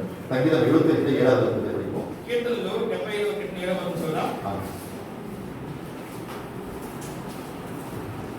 దేవుడే తీర్పు తీర్చువాడు, ఆయన ఒకరిని తగ్గించును ఒకరిని హెచ్చించును. So, நம்முடைய தேவன் என்ன செய்கிறவர்? ஆசீர்வாதம் தருகிறவர், ஒருவனை தாழ்ந்த நிலையிலிருந்து உயர்த்துகிற தேவனாக இருக்கிறார். అంటే మన దేవుడే ఆయన ఆశీర్వదించే దేవుడు, ఒక తగ్గి ఉన్న వాడిని కూడా హెచ్చించే அவர் దేవుడు. நியாயாதிபதி என்ன அர்த்தம்? ఆయన న్యాయాధిపతి అంటే అర్థం ఏంటి? நமக்கு இந்த ஆசீர்வாதம் வரணுமா வராதாங்கிறது யார் டிசைட் பண்ணுது? మనకి ఆశీర్వాదం రావాలా రాకూడదని ఎవరు இப்ப నిర్ణయిస్తారు? நம்ம உதாரணத்துக்கு நம்ம வீடு கட்டணும் நினைக்கிறேன்னு வச்சுக்கோ, வீடு கட்டணும் நான் ப்ரே பண்ணுறேன். ఉదాహరణకి నేను ఒక ఇల్లు కట్టాలి అని చెప్పి నేను దేవుడికి ప్రార్థన அந்த చేస్తున్నాను. வீடு கட்டுவதற்கு நான் பார்த்தனா யார் வந்து முடிவு கட்டது? தேவன் தான் முடிவு. ఆ ఒక ఇల్లుని కట్టడానికి పాత్రనా కాదని ఎవరు నిర్ణయించి దేవుడే నిర్ణయిస్తాడు. அப்படி என்றால் நம்ம செய்யற ஒவ்வொரு காரியத்திற்கும் நியாயாதிபதியாக இருந்து நமக்கு நியாயம் செய்வது யார்? தேவன். మనం చేసే ప్రతి కార్యంలో న్యాయాధిపతిగా ఉండి కార్యాలు చేసే దేవుడు దేవుడే. அதாவது ஒருவனை தாழ்த்தி ஒருவனை உயர்த்துகிறேன். నమ్మికి ఒకరిని తగ్గించి ఒకరిని హెచ్చిస్తున్నాడు అంటున్నాడు. సో நம்முடைய வாழ்க்கையில் தேவனே நம்ம உயர்த்துகிறவர். మన జీవితం దేవుడే మనం இந்த హెచ్చించువాడు. ஆசீர்வாதம் தேவனிடம் பெற்றுக்கொள்ள பொழுதுனால் మన ఆశీర్వాదం దేవుని దగ్గర నుంచి పొందుకోవాలని అర్థం చేసుకుంటే எந்த ஒரு மனுஷனை வந்து ஆசீர்வதிக்க முடியாது. ఏ మనుషుని ఆశీర్వదించడు. என்னுடைய சொந்த அப்பா கூட தன்னுடைய சொத்தை எழுதி வச்சாலும் எனக்கு பிரயோஜனம் கிடையாது. నా సొంత తండ్రి కూడా తన ఆస్తి మొత్తం నా మీద రాసిన ఎవరు నాకు ప్రయోజనం లేదు. தேவனை ஆசீர்வதித்து அந்த ஆசீர்வாதம் வரும்போது அதுதான் எனக்கு ஆசீர்வாதம் வரும். దేవుడిని ఆశీర్వదించి ఆ ఆశీర్వాదం నాకు వస్తే అదే నాకు ఆశీర్వాదకరంగా ఉంటుంది. ஸோ என்னோட வாழ்க்கையில నా యొక్క జీవితంలో வாழ்க்கையில் பார்த்தா அந்த வேலையை விட்டுட்டு தேவனுக்காக ஊழியம் செய்யப்பட்டு தேவன் வந்து என்னை வந்து அழைக்கிறார். దేవుడు నాకు జీవితంలో ఏం చేశాడంటే నీ ఉద్యోగం విడిచిపెట్టి నా పరిచయకు రా అని చెప్పి అనుకున్నప్పుడు அப்போ மனசுல எனக்கு வந்து தொடக்கத்தை வந்து எனக்கு சந்தேகம் இருந்தது. ప్రారంభంలో నాకు మనసు సందేహం ఉండింది. எனக்கு ஒவ்வொரு மாசத்தோட salary வருது. நான் வந்து இப்ப வேலைக்கு போட்டு என்னுடைய குடும்பத்தை நான் இங்க நடத்துறது. నీకు ప్రతి నెల నాకు జీతం వస్తుంది. నేను ఒకవేళ నా ఉద్యోగం ఇచ్చుకున్నట్లయితే నేను ఆ కుటుంబం ఎలా పోషించేది? குடும்பத்தை நடத்தணும். కుటుంబం నడిపించాలి. பையனை படிக்க வைக்கணும். నా బిడ్డను இப்படி చదివించుకోవాలి. பல தேவைகளுக்கு நான் எப்படி நடத்துறது? లేక అనేక అవసరాలను ఎలా చేసేది నేను? அப்ப தேவன் வந்து பேசுறா. అప్పుడు దేవుడు మాట్లాడాడు. என்னோட எடுத்துக்கொண்டு నాతో పాటు తీసుకోండి. நான் 91 சங்கீதம் 91 కీర్తన 91వ కీర్తన 14వ వచనం. 14వ వచనము. The book of Psalms chapter 91 verse 14. అతడు నన్ను ప్రేమించున్నాడు గనుక నేను అతన్ని తప్పించెదను. So நான் தேவனை நம்பி இருக்கேன். நான் தேவனை அன்பாக இருக்கேன். నేను దేవుడిని నమ్ముకొని ఉన్నాను. దేవుడి మీద ప్రేమ చెల్లిస్తున్నాను. எனவே நீ விடுவிக்கேன்னு சொன்னார். అందుకే నన్ను విడిపిస్తా ఉన్నాడు. விடுவிக்கேன்னா அந்த ஜாப் లేదు. அதான் அந்த ரிட்டைர்மென்ட்க்கு அப்ளை பண்ணி இந்த ஜாப் வந்து விடுவிக்கிறேன். అంటే విడిపిస్తాను అంటే తప్పిస్తానంటే నేను నా జాబ్ కి బిఆర్ఎస్ అని అప్లై చేస్తున్నాను పని విరామం కోసం. దాన్ని విడిపిస్తానని చెప్పన్నాడు. அது மட்டும் இல்ல அடுத்தது. అది మాత్రం కాకుండా తర్వాతది అతడు నా నామమును ఎరిగిన వాడు గనుక నేను అతన్ని గణపరిచెదను. సో எனவே நான் தேவனை தெரிந்து கொண்ட காரணம் உயர்ந்த அழைப்பு வைப்பேன் சொன்னார். దేవుని నేను తెలుసుకున్నాను కాబట్టి ఏర్పడుతున్నాను కాబట్టి ఆయన గొప్ప స్థానంలో ఆయన ఉంచుతాను అని చెప్పి అంటున్నాడు. அவன் என்ன நினைக்கிறான் இப்ப என்ன கிடைக்கும் நினைக்கிறான் அதை விட பல மடங்கு அவன் ஆசீர்வதிப்பேன். ఎందుకంటే మేమనుకుంటున్నాం దానికంటే అనేక రెట్లు ఆశీర్వదిస్తాను అని చెప్పేసి అని చెప్పాడు. அதே போல தேவனை நம்பி நாங்கள் குடும்பமாக தேவனுக்காக வாழ்ந்தோம். మీరు దేవుని నమ్ముకొని కుటుంబంగా దేవుని కొరకు జీవించినప్పుడు தேவனை ஆசீர்வதித்து ஒரு நாள் பண்ணினார். దేవుడే మన ఆశీర్వదించి ప్రతిరోజు నడిపిస్తున్నాడు. நான் வேலையை விட்டு 10 வருஷம் ஆச்சு. నేను ఉద్యోగం విడిచిపెట్టి 10 என்னுடைய సంవత్సరాలు வாழ்க்கை எந்த ஒரு காரியத்தையும் குறையவில்லை. నా దీంట్లో ఎటువంటి కొరత లేదు. அதாவது பண சம்பந்தமான காரியங்கள். డబ్బు సంబంధమైన విషయాలు மற்ற பல காரியங்கள் பல கஷ்டங்கள் இருக்கலாம். ఇంకా మీద అనేక రకాలైన కష్టాలు వచ్చాయి. இதை நான் சொல்கிற காரியம் என்ன? ఇందులో నేను చెబుతున్న కార్యం என்னுடைய ఏంటంటే வாழ்க்கை தேவன் பேசின காரியம் படி ஒவ்வொருடைய வாழ்க்கையிலும் தேவனை நாம் நம்ப போது అదే విధంగా నా జీవితంలో జరిగిన కార్యం అంటే ప్రతి ఒక్కరి జీవితంలో కూడా దేవుని నమ్ముకున్నప్పుడు நீங்களே న్యాయపతి మీరే నా న్యాయపతి ఉన్నారు. நீரே ஒருவனை தாழ்த்தி ஒரு உயர்த்திற தேவனாக మీరే ఒకరిని తగ్గించి ఒకరిని హెచ్చించే దేవుడే ఉన్నారు. நீரே சிறிய ஒரு மனுஷனை செய்வ குழுதிலிருந்து தூக்கி பெரிய உயரமான మీరే గిన్నెలైన వారిని దరిద్రుని ఆ గుంటల నుంచి లేచి ఒక గొప్ప స్థానంలో ఉంచుతున్నారు. அது தாவீதுக்கு நீங்க சாதாரண ஒரு ஆளுமையா இருந்தா சமஸ்த இஸ்ரவேல் கோத்திரத்தை மகாராஜாவுக்கு ఆ దావీదుని ఒక సాధారణ గొర్రెల కాపరిని మీరు తీసుకువెళ్ళి మీ సమస్త ఇశ్రాయేలు గోత్రానికి మహారాజుగా చేశారు. அது போல நீரே ఆ ஆசீர்வதிக்கிறார். ప్రకారం మీరే ఆశీర్వదించండి. நாம் தேவனை நம்பும்போது தேவனை சார்ந்து கொண்டு வாழும்போது అని దేవుని నమ్మునప్పుడు దేవుని ఆరాధన చేసుకున్నప్పుడు அவரை நம்மை ஆசீர்வதிக்கிறார். ఆయన మనల్ని ఆశీర్వదిస్తున్నాడు. సో రెండవ காரியம் என்ன பார்த்தோம்? ఏం చేశాము? Depending upon God. அதாவது ஒரு வாழ்க்கை வாழ தேவனை சார்ந்து கொண்டு வாழ்கிற வாழ்க்கை வாழ. మనం దేవుని ఆదరణ చేసుకొని జీవించాలి. தேவனை சார்ந்து கொண்டு வாழ்றது அர்த்தம் దేవుని ఆదరణ చేసుకొని జీవించాలి. என் பலம் அல்லப்படி பலத்தை நான் சார்ந்து கொண்டு வாழ்கிறேன். నా బలం కాదు నీ బలం ఆదరణ చేసుకొని జీవిస్తున్నాను. என்னுடைய ஞானம் அல்லப்படி ஞானத்தை சார்ந்து கொண்டு வாழ்கிறேன். నా జ్ఞానం కాదు నీ జ్ఞానం ఆదరణ చేసుకొని జీవిస్తున్నాను. எனக்கு இந்த எந்த காரியம் இல்ல இப்படி ஆசீர்வாதத்தை நிரப்பும். నాకు ఇవ్వబడిన ఆశీర్వాదం కాదు మీ ఇచ్చే ఆశీర్వాదం నింపండి. அதுதான் பவுல் மூலமாக நமக்கு சொல்கிறார். అదే పౌలు మూలంగా మనం చెప్తున్నాము. The book of Philippians ఫిలిప్పీయులకు రాసిన పత్రిక chapter 4 4వ అధ్యాయము verse 19. 19వ వచనము. இது 4వ அதிகாரம் 19వ వచనం. ఫిలిప్పీయులకు రాసిన పత్రిక 4వ అధ్యాయము 19వ వచనము. కాగా దేవుడు తన ఐశ్వర్యం చొప్పున క్రీస్తు యేసునందు మహిమలో మీ ప్రతి అవసరమును తీర్చును. సో தேவன் அவர் ஐஸ்வர்ய சம்பன்னராக இருக்கிறார். దేవుడు ఐశ్వర్య సంపన్నుడై ఉన్నాడు. நம்முடைய தேவன் அனைத்தையும் கிறிஸ்தியத்தில் அவரே நமக்கு உற்பத்தி செய்கிறவராக. మన దేవుడు ప్రతి అవసరాన్ని ఆయన క్రీస్తు యేసునందు ఆయన సంపన్నం చేస్తున్నాడు. எனவே தேவனை சார்ந்து கொண்டு வாழ்கிற வாழ்க்கை நம்ம வாழ வேண்டும். దేవుణ్ణి ఆదరణ చేసుకుని జీవించే జీవితం మనం జీవించాలి. மூன்றாவது காரியம் మూడవ కార్యము நாம் அநேக பேர் நம்ம என்ன செய்யலாம்? நாம் தேவனை நம்பி வாழலாம். நாம் தேவனை நம்பி வாழலாம். మనం దేవుణ్ణి నమ్ముకొని జీవిస్తే அவருடைய வாழ்க்கையில் கஷ்டங்கள் வரும்போது நாம் எப்படி இருக்கிறோம்? కానీ ఒక కష్టములు మన జీవితంలో వచ్చినప్పుడు మనం ఎలా ఉంటున్నాం? நம்முடைய வாழ்க்கையில் உபத்திரங்கள் கஷ்டங்கள் வரும்போது அந்த நேரத்தில் உண்மையாக தேவனை நம்புகிறோமா? మన జీవితంలో ఒక శ్రమలు కష్టాలు వచ్చినప్పుడు నిజంగా దేవుణ్ణి నమ్ముకుంటున్నామా? Trust on God during the time of trouble. நான் தேவன் மேல் நம்பிக்கை கொண்டது எப்ப? శ్రమల సమయంలో మనం దేవుని మీద నమ్మకం ఉంచుతున్నామా? சோ இதைத்தான் தேவனிடத்தில் பார்க்கிறார். ఇదే దేవుడు ఈ సమయంలో అడుగుతున్నాడు. எல்லாருக்கும் வாழ்க்கை சந்தோஷமாக இருக்கும்போது అందరికీ జీవితం సంతోషంగా ఉన్నప్పుడు தேவன் மேல் நம்பிக்கையாக இருக்கலாம், దేవుని నమ్మకం ఉండవచ్చు, விசுவாசமாக இருக்கலாம். విశ్వాసంగా ఉండవచ్చు. ஆனா நம்முடைய வாழ்க்கையில் ஒரு கஷ்டங்கள் வரும்போது நாம் எப்படி இருக்கிறோம்? కానీ మన జీవితంలో ఒక కష్టంలో వస్తున్నప్పుడు మనం ఎలా ఉంటున్నాం? சோ என்னோட எடுத்துக்கொள்ளுங்க. అంత కూడా తీసుకోండి. The book of Psalms chapter 34 verse 5. சங்கீதம் 34 ஐந்தாம் வசனத்தை பார்ப்போம். కీర్తన 34 కీర్తన 5వ వచనం మనం చూసినట్లయితే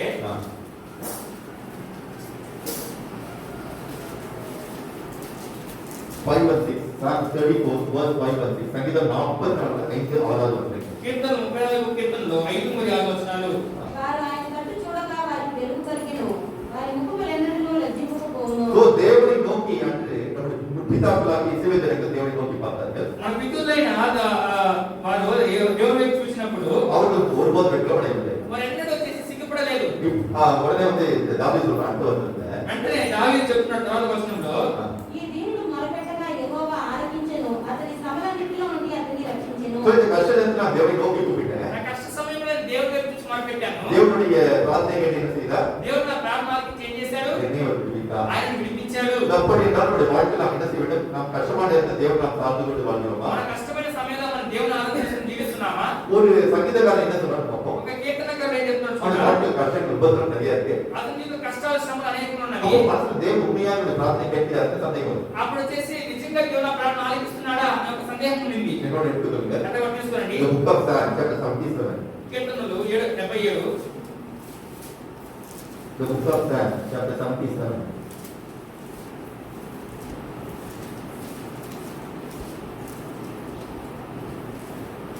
From 8, we'll read from 8. எட்டாவது வசனத்தை படிப்போம். 8వ వచనం చదువుదా. ఆయన కృప ఎన్నటికీ లేకుండా మారిపోయినా, ఆయన సెలవిచ్చిన మాట తరతరములకు తప్పిపోయినా. இப்போ உங்க மனசுல துக்கம் இருக்கு. தேவனுடைய கிருபையை விட்டு போயிடுச்சோ? ఇప్పుడు వచ్చేసి అంత మనసు దుఃఖం వస్తుంది. దేవుని కృపను విడిచిపెట్టి వెళ్ళిపోయిందా? என்ன தேவனை மறந்துட்டாரோ? దేవుని మర్చిపోయారా? దేవుడు కటాక్షింపక మానినా, ఆయన కోపించి వాత్సల్యత చూపుకుంటున్నా. அவருடைய கோபத்தினால இந்த காப்பியோட இறக்கத்தினால வந்து பாதிச்சிட்டாரா? ఆయన కోపాన్ని నాకు చూపించి ఆయన కనికరంతో నాకు దాచిపెట్టేశాడా? అందుకు నేను ఇలా అనుకుంటున్నాను, మహోన్నతుని దర్శన హస్తము మార్పునంది అనుకుంటకు నాకు కలిగిన శ్రమయే కారణము. தோனுடைய வாழ்க்கையில சிரமங்கள் வரும்போது அவனை மாதிரி தவறு நினைக்கலாம்.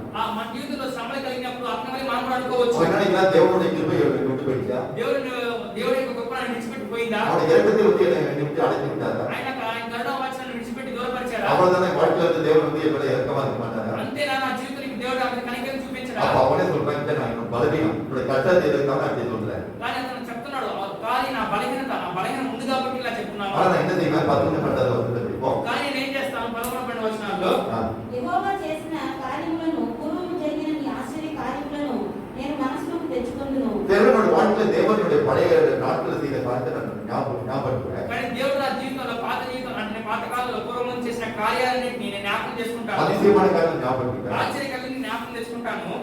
నీ కార్యమంతయు నేను ధ్యానించుకొందును, నీ క్రియలను నేను ధ్యానించుకొందును. So அவனுடைய கிரியை எல்லாமே யோசித்து பார்ப்பேன். నేను ఆయన క్రియలన్నిటిని ఆలోచించి చూస్తాను. இப்போது மனசுல இருக்க நம்பிக்கை இல்லாம இருக்க அந்த நம்பிக்கை திருப்பி நான் கொண்டு வருவேன். ఇప్పుడు నా మనసు నమ్మకం లేకపోయినప్పుడు ఆ నమ్మకాన్ని మళ్ళీ తీసుకొచ్చుకుంటాను. என்னோட தேவன் எப்படிப்பட்டவர்? నా దేవుడు ఎలాంటి వాడు? 14వ వచనం. 14వ వచనం చూడండి.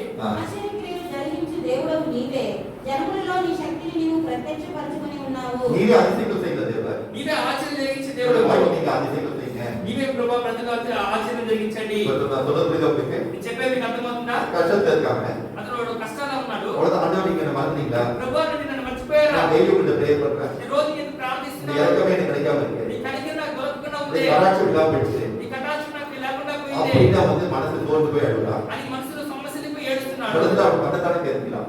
తర్వాత తనతనే బలపరుచుకుంటున్నాడు. இது நான் பலவீனம் தான் சொல்றேன். ఇది నాకు బలహీనత చేసి చెప్తున్నాడు. ஆண்டவர் தேவன் எப்படிப்பட்டவர்? కానీ నా దేవుడు ఎలాంటి వాడు? அவர் பூர்வ நாட்கள் முதல் செய்த எல்லா காரியத்தையும் யோசிப்பாங்க. ఆయన పూర్వ దినములలో చేసిన కార్యాలన్నీ ఆలోచిస్తున్నాను. அந்த ஆபிரகாமுடைய வாழ்க்கையில் செய்த அதிசயத்தை யோசிப்பாங்க. అది అబ్రహాము జీవితం చేసిన ఆశ్చర్యమును ఆలోచిస్తున్నాను. அந்த தேவன் எப்படி மாறா தேவனாக இருக்காரு. ఆ దేవుడు నిన్న నిరంతరం మారిన దేవుడే ఉన్నాడు. இன்னைக்கு என்னோட வாழ்க்கையில் செய்வார். ఈ రోజు నా జీవితం చేస్తాడు. என்னோட தேவன் அதிசயங்கள் செய்த தேவன். నా దేవుడు ఆశ్చర్యం జరిగించే அவருடைய దేవుడు. வாழ்க்கையில் வந்து அவருடைய வல்லமையை வெளிப்படுத்துவார். దేవుడు నా జీవితాన్ని శక్తిని ప్రత్యక్షపరుస్తాడు. இப்படி நீங்கள் நான் என்ன செய்யணும்? அவருடைய ஆபத்து காலத்தில் யோசிக்க வேண்டாம். சொல்ல புரியுதா உங்களுக்கு? ఇలా మీరు నేను మనకు ఆ శ్రమల కాలంలో ஆலோசிச்சு చూడాలి.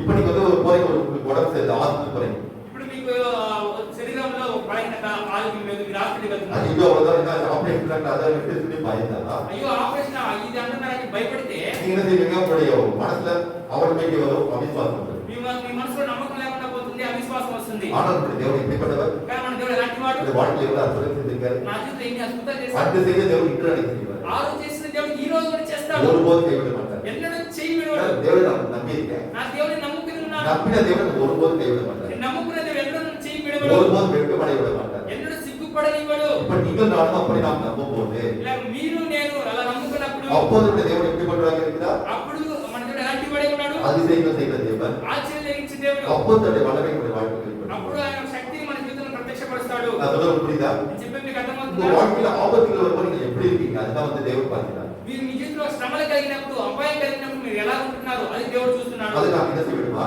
దాన్ని మనం ఏం చేయాలంట? சங்கீதம் 46 எடுத்துப்போம். Psalm 46 1 to 5. சங்கீதம் 46 కీర్తన 46వ కీర్తనలో ఒకటిలోనే అండి. 1-5 దేవుడు మనకు ఆశ్రయమును దుర్గమునై ఉన్నాడు. ఆపత్కాలంలో ఆయన నమ్ముకొనదగిన సహాయకుడు. సో நம்முடைய வாழ்க்கையில் நம்முடைய தேவன் எப்படிப்பட்டவராக இருக்கிறார்? మన యొక్క జీవితంలో మన దేవుడు ఎలాంటివాడై ఉన్నాడు? நம்முடைய ஆபத்து காலத்தில் அனுகூலமான துணையாக మన இருக்கிறார். ఆపత్కాలంలో ఆయన నమ్మదగిన సహాయకుడుగా ఉన్నాడు. కావున భూమి మార్పు నొందినను నడిసంద్రములలో పర్వతములు మునిగినను వాటి జలములు ఘోషించుచు నరుకు కట్టినను ఆ కొమ్ములకు పర్వతములు కదిలినను మనము భయపడము. సో நம்முடைய வாழ்க்கையில் பயப்படுற மாதிரி சூழ்நிலைகள் வந்தாலும், మన జీవితంలో భయపడవలసిన సందర్భాలు ఏర్పడినా కూడా, ஸ்கூல் வாழ்க்கையில் பிரச்சனை வந்துச்சு, జీవితంలో ఒక సమస్య వచ్చింది, டாக்டர் சொன்னாரு ஆபரேஷன் தான் பண்ணணும், డాక్టర్ చెప్పాడు ఆపరేషన్ இல்ல చేయాలి, வேற ஒரு வாழ்க்கையில் கஷ்டம் வருது, లేకపోతే జీవితంలో కష్టాలు వస్తున్నాయి, அதெல்லாம் சொல்றது பூகம்பம் வந்தாலும் சரி, భూకంపం వచ్చినా సరే, சுனாமி வந்தாலும் சரி, సునామీ వచ్చినా సరే, பெரிய வெள்ளம் வந்தாலும் சரி, పెద్ద వరద వచ్చినా సరే, எப்படிப்பட்ட ஆபத்துகள் வந்தாலும் நாம் பயப்படுவோம். ఎటువంటి అపాయం కలిగితే మనం భయపడము. நம்முடைய தேவன் நம்மோடு கூட இருக்கிறார். దేవుడు మన తోడే ఉన్నాడు. அவர் சர்வவல்ல தேவன், ఆయన సర్వశక్తి గల దేవుడు. தம்முடைய குமாரனை உயிரோடு எழுப்பிய தேவன். ఆయన కుమారుని ప్రాణంతో లేపిన దేవుడు. அப்படிப்பட்ட வல்லமையுள்ள தேவன் நம்முடைய வாழ்க்கையை செய்வார் என்ற நம்பிக்கை இருக்கிறது. అటువంటి శక్తి గల దేవుడు నా జీవితం చేస్తాడు అనే నమ్మకం మనకు அந்த కలగాలి. நம்பிக்கை வரும்போது ஆண்டவர் சொல்றாரு, నాలుగో వచనంలో చెప్తున్నాడు, ఒక నది కలదు, దాని కాలువలు దేవుని పట్టణమును సర్వోన్నతిని మందిరపు పరిశుద్ధ స్థలమును సంతోషపరుచుచున్నవి.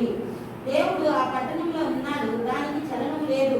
అరుణోదయమున దేవుడు దానికి సహాయం చేయుచున్నాడు. எனவே தேவன் மத்தியில் இருக்கிறார். దేవుడు మధ్యలో ఉన్నాడు. நம்முடைய பரிசுத்தாவின் மூலமாக நம்முடைய வாழ்க்கை கிரியை செய்கிறார். పరిశుద్ధాత్మ దేవుడి మూలంగా మన మీద క్రియ நாம் చేస్తున్నాడు. ஒருபோதும் அசைக்கப்படாத எங்களை பாதுகாக்கிறார். ఎన్నడూ కదిలింపబడకున్నట్లు మనం కాపాడుతున్నాడు. இப்போ தேவன் நம்மை பார்த்துக்கிறார். ఇప్పుడు దేవుడు మనం చూసి చెప్తున్నాడు. 10வது வசனத்தை பார்க்கும்போது, 10వ వచనంలో చూసినప్పుడు, நீங்கள் అమర్ந்திருந்து நானே தேவன் என்று அறிந்து சொல்கிறார். మీరు ఊరుకునుడి, నేనే దేవుడిని తెలుసుకునుడి. ஏன்னா நம்முடைய தேவன் நம்மோடு கூட இருக்கிறார். మన దేవుడు మన తోడే ఉన్నాడు. ஒருபோதும் நம்மை கைவிட மாட்டார். ఎన్నడూ మనం చేయగలడు. அந்த எசேக்கியா ராஜாவுடைய வாழ்க்கையில் நடந்தது. అది ఎసేకియా రాజు హిజ్కియా రాజు వచ్చే ఏం ஒரு జరిగింది? உதாரணத்தை பார்த்து போகிறோம். ఒక ఉదాహరణకి మనం చూడబోతున్నాం. The book of Second Chronicles 2 దినవృత్తాంతం. రెండు దినవృత్తాంత గ్రంథము The book of Second Chronicles chapter 32 verse 7, 8, 20, 21. 32వ అధ్యాయము 7, 8. 7 2 நாளாகமம் 32ஆம் அதிகாரம் 7, 8வது வசனங்கள் 20, 21வது வசனங்கள். 7 వచనాలు 20, 21 వచనాలు. இது என்ன நடக்கிறது என்றால், ఇందులో ఏం జరుగుతుందంటే, எசேக்கியா ராஜாவுக்கு விரோதமாக அசீரிய ராஜா பெரும் படையோடு வந்திருக்கான். హిజ్కియా రాజుకి వ్యతిరేకంగా అశ్షూరు రాజు వస్తున్నాడు. మీరు దిగులు పడకుడి, ధైర్యము இப்ப విడువకుడి. எசேக்கியா ராஜா தன்னுடைய ஜனங்களை பார்த்து சொல்கிறார், ఇప్పుడు హిజ్కియా రాజు ఆ ప్రజలను చూసి చెప్తున్నాడు, நீங்கள் திகிலாடாதே, பயப்படாதீர்கள். మీరు వచ్చేసి భయపడబాకండి, దిగులు పడబాకండి. అశ్షూరు రాజుకైనను అతనితో కూడా ఉన్న సైన్యం అంతటికైనను మీరు భయపడవద్దు. So, அந்த பெரிய அந்த சைன்யம், அந்த பெரிய ஒரு இந்த வீரத்தை பார்த்து நீங்க பயப்படாதீங்க. ఆ ఒక పెద్ద వీరుని చూసి మీరు భయపడబాకండి. విస్మయం పొందవద్దు. అతనికి కలిగి ఉన్న సహాయం కంటే ఎక్కువ సహాయం మనకు కలదు. So, அவங்களை விட நம்மளுக்கு ஒரு சகாயம் நிறைய இருக்கு, அவங்களோட உதவி நமக்கு நிறைய இருக்கு. వాళ్ళకి ఎక్కువ సహాయం మనకు కలదు, ఎక్కువ సహాయం మనకు ఉంది. మాంస సంబంధమైన బాహువే అతనికి అండ. మనకు సహాయం చేయుటకును మన యుద్ధములను జరిగించుటకును మన దేవుడైన యెహోవా మనకు తోడుగా ఉన్నాడని చెప్పగా, அவங்களுக்கு சகாயம் யாருக்கு? மாமிசம், அதாவது மனுஷங்களுடைய சகாயம் தான் இருக்கு. వాళ్ళకి సహాయం ఉంది, మాంసం అంటే మనిషి యొక్క సహాయమే ఉంది. நமக்கு சகாயம் யாருக்கு? தேவன் சகாயமா இருக்கிறார். మనకి సహాయం ఎవరున్నాడు? దేవుడే మనకి సహాయం தேவனுடைய ఉన్నాడు. தூதர்கள் நமக்கு சகாயமா இருக்காங்க. దేవుని యొక్క దూతలు మన సహాయంలో ஒருபோதும் ఉన్నారు. நம்மை கைவிட மாட்டார். ఎన్నడూ మనం చేయలేడు. அதே போல அடுத்த படிப்போம். 20, 21 படிப்போம். 27 చూద్దాం. இப்ப ஏசியா தீர்க்கதரிசியும் வந்து எசேக்கியா அந்த ராஜாவும் தேவனை நோக்கி முறையிடுகிறார்கள். ఇప్పుడు రాజైన హిజ్కియాయు మరియు యెషయా ప్రవక్త ఇద్దరు దేవుని గురించి ప్రార్థిస్తున్నప్పుడు, రాజైన హిజ్కియాయును ఆమోసు కుమారుడైన యెషయాను ప్రవక్తలను ఇందును గురించి ప్రార్థించి ఆకాశం తట్టి చూచి మొరపెట్టగా, యెహోవా ఒక దూతను పంపెను. అతడు అశ్షూరు రాజు దండులోని పరాక్రమశాలులందరినీ, సేనా నాయకులను, అధికారులను నాశనం చేయగా, అశ్షూరు రాజు సిగ్గునందిన వాడై తన దేశములకు తిరిగిపోయెను. ஒரே ஒரு தூதனை தேவன் அனுப்புறாரு. ఒకే ఒక దూతని దేవుడు పంపించాడు. 1,85,000 பேரை வந்து சங்கரிக்கிறார். 1,80,000 మందిని అతనికి సంహరించాడు. இது வேற ஒரு இடத்துல சொல்லப்பட்டு இதுல சொல்லுங்க. ఇక్కడ ఇది వేరే ఒక చోట చెప్పబడి ఉంది, ఈ చోట చెప్పబడలేదు. அப்படின்னா யோசிச்சு பாருங்க, இங்க வந்து ஒரு கஷ்டத்தை உபத்திரவத்துல இருக்காங்க. ఒక శ్రమలో ఉన్నాడు, ఒక కష్టంలో ఉన్నాడు. தேவனை நம்பும் போது దేవుడు நம்புకున్నప్పుడు தேவன் ஒருபோது கைவிடாத தன்னுடைய தூதனை பெரிய ஒரு வெற்றி இருக்கிறார். దేవుడు ఆ దూతను పంపించాడు, చేయబడుకున్నట్లు ఒక గొప్ప విజయాన్ని ఇస్తున్నాడు. உங்களுக்கு ஒரு ஆபத்து வருகிறதா? మీకు ఒక శ్రమ, మీకు ఒక అపాయం கஷ்டம் కలుగుతుందా? வருகிறதா? మీకు కష్టాలు நீங்க వస్తున్నాయా? தேவனை நோக்கி பார்க்கும்போது ஒருபோதும் உங்களை வெட்கமடையபடி செய்ய மாட்டார். మీరు దేవుని వైపు చూసినప్పుడు ఎన్నడూ సిగ్గుపడనీయడు. நீங்கள் தேவனை நம்பும் போது మీరు దేవుని నమ్ముకున్నప్పుడు அன்றைக்கு தாவீதை எப்படி விடுவித்தாரோ, ఆ విధంగా దావీదుని విడిపించాడు, எசேக்கியா ராஜாவை எப்படி விடுவித்தாரோ, హిజ్కియా రాజుని విడిపించాడు. நம்முடைய வாழ்க்கை பெரிய பூகம்பம், சுனாமி போன்ற எந்த ஒரு பிரச்சனையும் வந்தாலும் మన దగ్గర భూకంపం వస్తున్నా, ఎటువంటి శ్రమ వచ్చినా సరే, செலுத்து பாதைகள் வந்தாலும் சரி, శరీరంలో వ్యాధి వచ్చినా సరే, எந்த ஒரு கஷ்டம் வந்தாலும் சரி, ఏ కష్టం వచ్చినా సరే, நம்முடைய தேவன் நமக்கு சகாயராக இருக்கிறார். మన దేవుడు మనకు సహాయకుడే ఉన్నాడు. ஒருபோதும் நம்மை கைவிட மாட்டார். ఎన్నడూ మనం చేయబడడు. நம்மை பார்த்து நீங்கள் அமர்ந்திருந்து நானே தேவன் என்று அறிந்து கொண்டிருக்கிறார். అది ఆయన చెప్తున్నాడు, ఊరుకునుడి నేనే దేవుడని యెహోవాని చెప్తున్నాడు. எனவே நீங்கள் நான் உண்மையாக தேவனை நம்பினார். మీరు నేను నిజంగా దేవుని அந்த నమ్ముకున్నట్టయితే ஆபத்து காலத்தில் உண்மையாக நம்புவோம். மற்ற நேரத்தில் நம்புறது சாதாரண ஆபத்து நம்புவோம். మిగతా సమయంలో నమ్మడం కాదు, ఆ ఆపత్కాలంలో మనం దేవుని నిజంగా నమ్మినప్పుడు, எனவே தேவன் நம்பும்போது ஒருபோதும் நம்மை கைவிட மாட்டார். అలా నమ్మినప్పుడు మన దేవుడు మనం చేయబడడు. நாம் கடைசியாக படித்து முடிக்க போகிறோம். దేవుడు చదివి ముగించబోతున్నాం. தேவனோடு எடுத்துக்கொள்ளுங்கள். అదే పట్టించుకోండి. The book of 1 Thessalonians chapter 5 verse 9. 1 Thessalonians 5 அதிகாரம் 9வது வசனம். యెహోవా మొదటి పత్రిక 5వ అధ్యాయం మొదటి వచనం. 9வது వచనం. 9వ వచనం. 5:9వ వచనం. The book of 1 Thessalonians chapter 5 verse 9.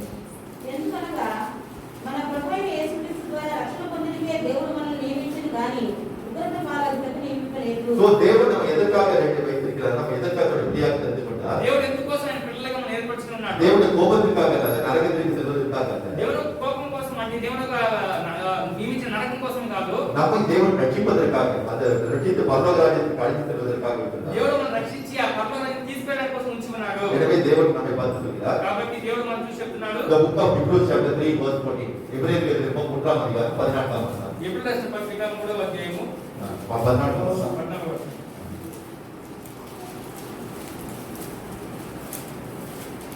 நாம் ஆரம்பத்தில் கொண்ட நம்பிக்கை முடிவடைந்த முறையாக பற்றிக் கொண்டிருப்போமாகி கிறிஸ்துவிடத்தில் பங்குள்ளாகி இருப்போம்.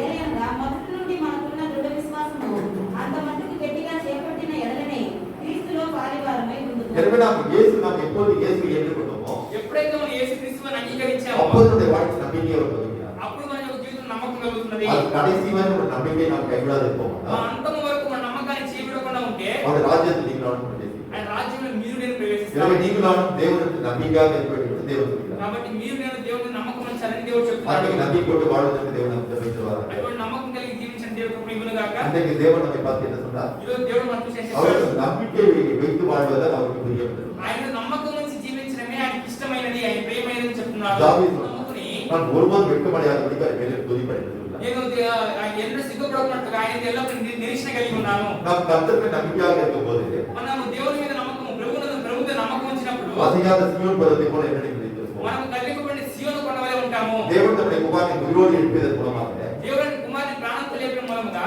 நம்முடைய நம்பிக்கை விசுவாசம் அவர்கள் இருக்க வேண்டும் என்று இருக்கிறார். మనం నమ్మకం విశ్వాసం ఆయన మీద ఉండాలి చెప్పంటున్నాడు. எனவே நீங்கள் நான் தேவன் மேல் நம்பிக்கையாக இருப்பதற்கு நாம் என்ன செய்ய வேண்டும்? మీరు నేను దేవుని నమ్మకం విశ్వాసం ఉంచడానికి ఏం చేయాలి? நாம் ஒவ்வொரு நாள் நம்பிக்கை குறையாதபடிக்கு மேன்மேலும் நம்பிக்கை கொண்டு அவர் துதிக்க வேண்டும். మనం ప్రతిరోజు నమ్మకం తగ్గిపోకుండా ప్రతిరోజు దేవుని నమ్ముకుంటూ ఆయన స్తుతించాలి. நம்முடைய வாழ்க்கையில் யாருக்கும் நம்பிக்கை இருக்கக்கூடாது என்று பார்த்தோம். మన జీవితంలో ఎవరు నమ్మకం ఉంచకూడదని చూసాము. நம்முடைய சுயபுத்தி மேல் நம்பிக்கை இருக்கக்கூடாது. మన సొబుద్ధిని ఆధారం చేసుకుని నడుచుకోకూడదు. எந்த ஒரு மனுஷன் மேல் நம்பிக்கை கூடாது. ఏ మనిషి మీద నమ్మకం ఉంచకూడదు. நீங்க நினைக்கிற கடவுள் மேல் நம்பிக்கை கூடாதா? என்னுடைய அப்பா அம்மா மேல் நம்பிக்கை கூடாது நினைக்கலாம். అలాగే మీరు అనుకోవచ్చు, నా భర్త మీద నమ్మకం ఉంచకూడదా, నా తల్లిదండ్రుల మీద నమ్మకం ఉంచకూడదా. தேவன் மேல் நம்பிக்கை வைத்து தேவன் இவர்கள் மூலமாக நீங்க செய்வார்கள் என்று நம்பிக்கை வேண்டும். మీరు దేవుని మీద నమ్మకం ఉంచి దేవుడు వీరి మూలంగా చేస్తాడని నమ్మకం நான் కావాలి. சொல்வதை தவறாக புரிந்து கொள்ளாதீர்கள். నేను చెప్పేది తప్పుగా అర్థం చేసుకోకండి. இவர்கள் நீங்க செய்வார்கள் மனுஷனிடத்தில் நீங்கள் போகாதீர்கள். మీరు నాకు చేస్తారని మీ మనుషులు ఎందుకు వెళ్ళకండి. தேவன் மேல் நம்பிக்கை வைக்கிறேன். దేవుని మీద నమ్మకం ఉంచుతున్నాను. என்னுடைய அப்பா மூலமாக அம்மா மூலமாக என்னுடைய கணவன் மூலமாக செய்வார் என்று நீங்கள் அப்படி நம்ப வேண்டும். నా తల్లిదండ్రుల మూలంగా, నా భర్త మూలంగా దేవుడు ఈ కార్యం చేస్తాడని నమ్మకం ఉంచాలి. So இரண்டாவது நம்ம என்ன செய்யணும்? நம்ம எந்த ஒரு மனுஷன் நம்பிக்கை கூடாது. రెండో కార్యం ఏం చేయాలి? మనం ఏ మనిషి నమ్మకం இந்த ఉంచకూడదు. உலகத்தில் உள்ள எந்த காரியமும் நம்பிக்கை கூடாது. ఈ లోక సంబంధించిన ఏ కార్యం నమ్మకం ఉంచకూడదు. ஆனால் யார் நம்பிக்கை வேண்டும்? కానీ ఎవరికి నమ్మకం ఉంచాలి? நாம் நம்பிக்கையாக இருப்பது தேவன் மேல் நம்பிக்கையாக இருக்க வேண்டும். మన నమ్మకం దేవుడి మీద మాత్రమే ఉంచాలి. So நம்பிக்கையாக இருக்கிற நாம் எப்படிப்பட்டதாக இருக்க வேண்டும்? మన నమ్మకస్తులు మనం ఏ విధంగా ఉండాలి? நம்முடைய வாழ்க்கை எப்படிப்பட்டதாக இருக்க வேண்டும் என்று பார்த்தோம். మన జీవితం ఎలాంటిదిగా ఎటువంటిదిగా ఉండాలని முதல்ல చూసాము. நாம் மெய்யான மனத்தாழ்மை வாழ வேண்டும். మన గొప్ప దీన మనసు కలిగి జీవించాలి. நம்ம மனத்தாழ்மை வாழ்ந்தால் நாம் தேவனுக்கு நம்பிக்கையாக இருக்கிறோம் என்பதை நாம் வெளிப்படுத்த முடியும். మన దీన మనసు కలిగి జీవిస్తే మనం దేవుని నమ్మకం కలిగి ఉంచాము, కలిగి ఉన్నామని ప్రత్యక్షపరుస్తున్నాడు. இரண்டாவது தேவனையே சார்ந்து கொள்கிற வாழ்க்கை வாழ வேண்டும். రెండో దేవుని ఆధారం చేసుకుని జీవించే జీవితంగా ఉండాలి. மூன்றாவது நாம் பார்த்தோம், మూడో కార్యం చూసాము. நாம் ஆபத்துகள் தேவனையே நாம் நம்பி இருக்க మన வேண்டும். ఆపత్కాలం దేవుని నమ్ముకుని ఉండాలి. இப்ப நீங்கள் நானும் வாழும்போது మీరు నేను జీవిస్తున్నప్పుడు நாம் இயேசுவிடத்தில் நம்முடைய நம்பிக்கை இப்படி தொடங்கியதோ యేసుక్రీస్తు వారి మీద ఏది నమ్మకం ప్రారంభమైనదో, முடிவென்ற நாம் நம்பிக்கையாக இருக்கும்போது మన అంతం వరకు నమ్మకం కలిగి அந்த ఉన్నప్పుడు பரலோக ராஜ்யத்துக்கு நீங்கள் நாம் சபையாக ஒன்றாக செல்வோம். ఆ పరలోక రాజ్యానికి మీరు నేను సంఘముగా మనం ఏకంగా కూడి వెళ్తాము. எனவே தேவன் நம்மை அவருடைய கோபாக்னிக்காக நியமிக்கவில்லை. ఏమనగా దేవుని కోపాగ్ని కొరకు మనం నియమించలేదు. அவருடைய குமாரனாகிய இயேசு கிறிஸ்து மூலமாக நாம் ரட்சிக்கப்படுவதற்காக நியமித்தார். ఆయన కుమారుడు యేసుక్రీస్తు వారి రక్షింపబడడానికి నియమించున్నాడు. எனவே அந்த நம்பிக்கை கொண்டு வாழ்வதற்கு தேவன் நமக்கு உபயோகித்தவாறாக అటువంటి నమ్మకం కలిగి జీవించడానికి దేవునికి ఉపయోగం గాక. అబ్దుల్ మాకు ప్రార్థన చేయబోతున్నాం. మనం చిన్నదిగా ప్రార్థన చేయబోతున్నాం. ఆమేన్.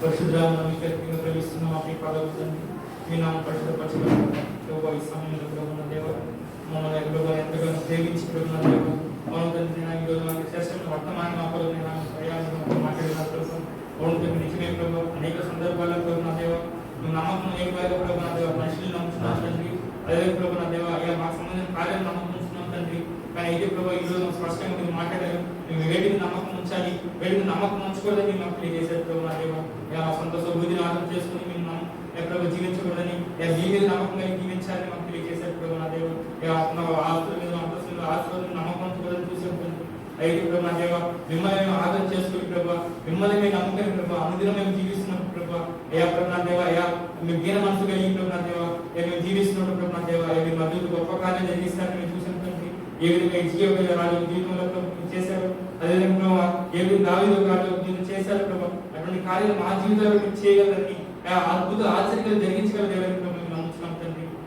నిన్న ఈ మాటలు మేము విడిచిపెట్టేవారు కాకుండా ఈ మాటలు మేము గైకొని మా జీవితంలో ప్రభు నా దేవ ఏ ప్రభు మా కుటుంబ జీవితంలోను మా సంఘస్థుల్లోనూ ప్రభు నా దేవ ఈ యొక్క నమ్మకాన్ని ప్రభు నా దేవ అయా ప్రారంభంలో ప్రభు నుండి ఉంచిన ఈ నమ్మకం మా మరణ పర్యంతం ప్రభు నా దేవ మీ ఇద్దరు చేరేంత వరకు ప్రభు దేవ ఇప్పుడు నమ్మకాన్ని అనుదినము ప్రతి క్షణము ప్రతిరోజు ప్రభు నా దేవ మేము నమ్ముకుని జీవించకపోతే ఏ కార్యక్రమం ప్రభు నా దేవ మా కుటుంబస్తుల మీద మా కలిగిన వారి మీద మా బంధువుల మీద ప్రభావ మా అధికారుల మీద మేము నమ్మకం ఉంచుకుంటా దేవుడా ప్రభు దేవా ప్రభు మీ మీద మాత్రమే మేము నమ్మకం ఉంచి జీవించే జీవితాన్ని మా ప్రతి ఒక్కరికి మీ దయచేసి కోరుకుంటూ ఈ వాక్యాన్ని మమ్మల్ని అందరినీ సమర్పిస్తున్నాం తండ్రి.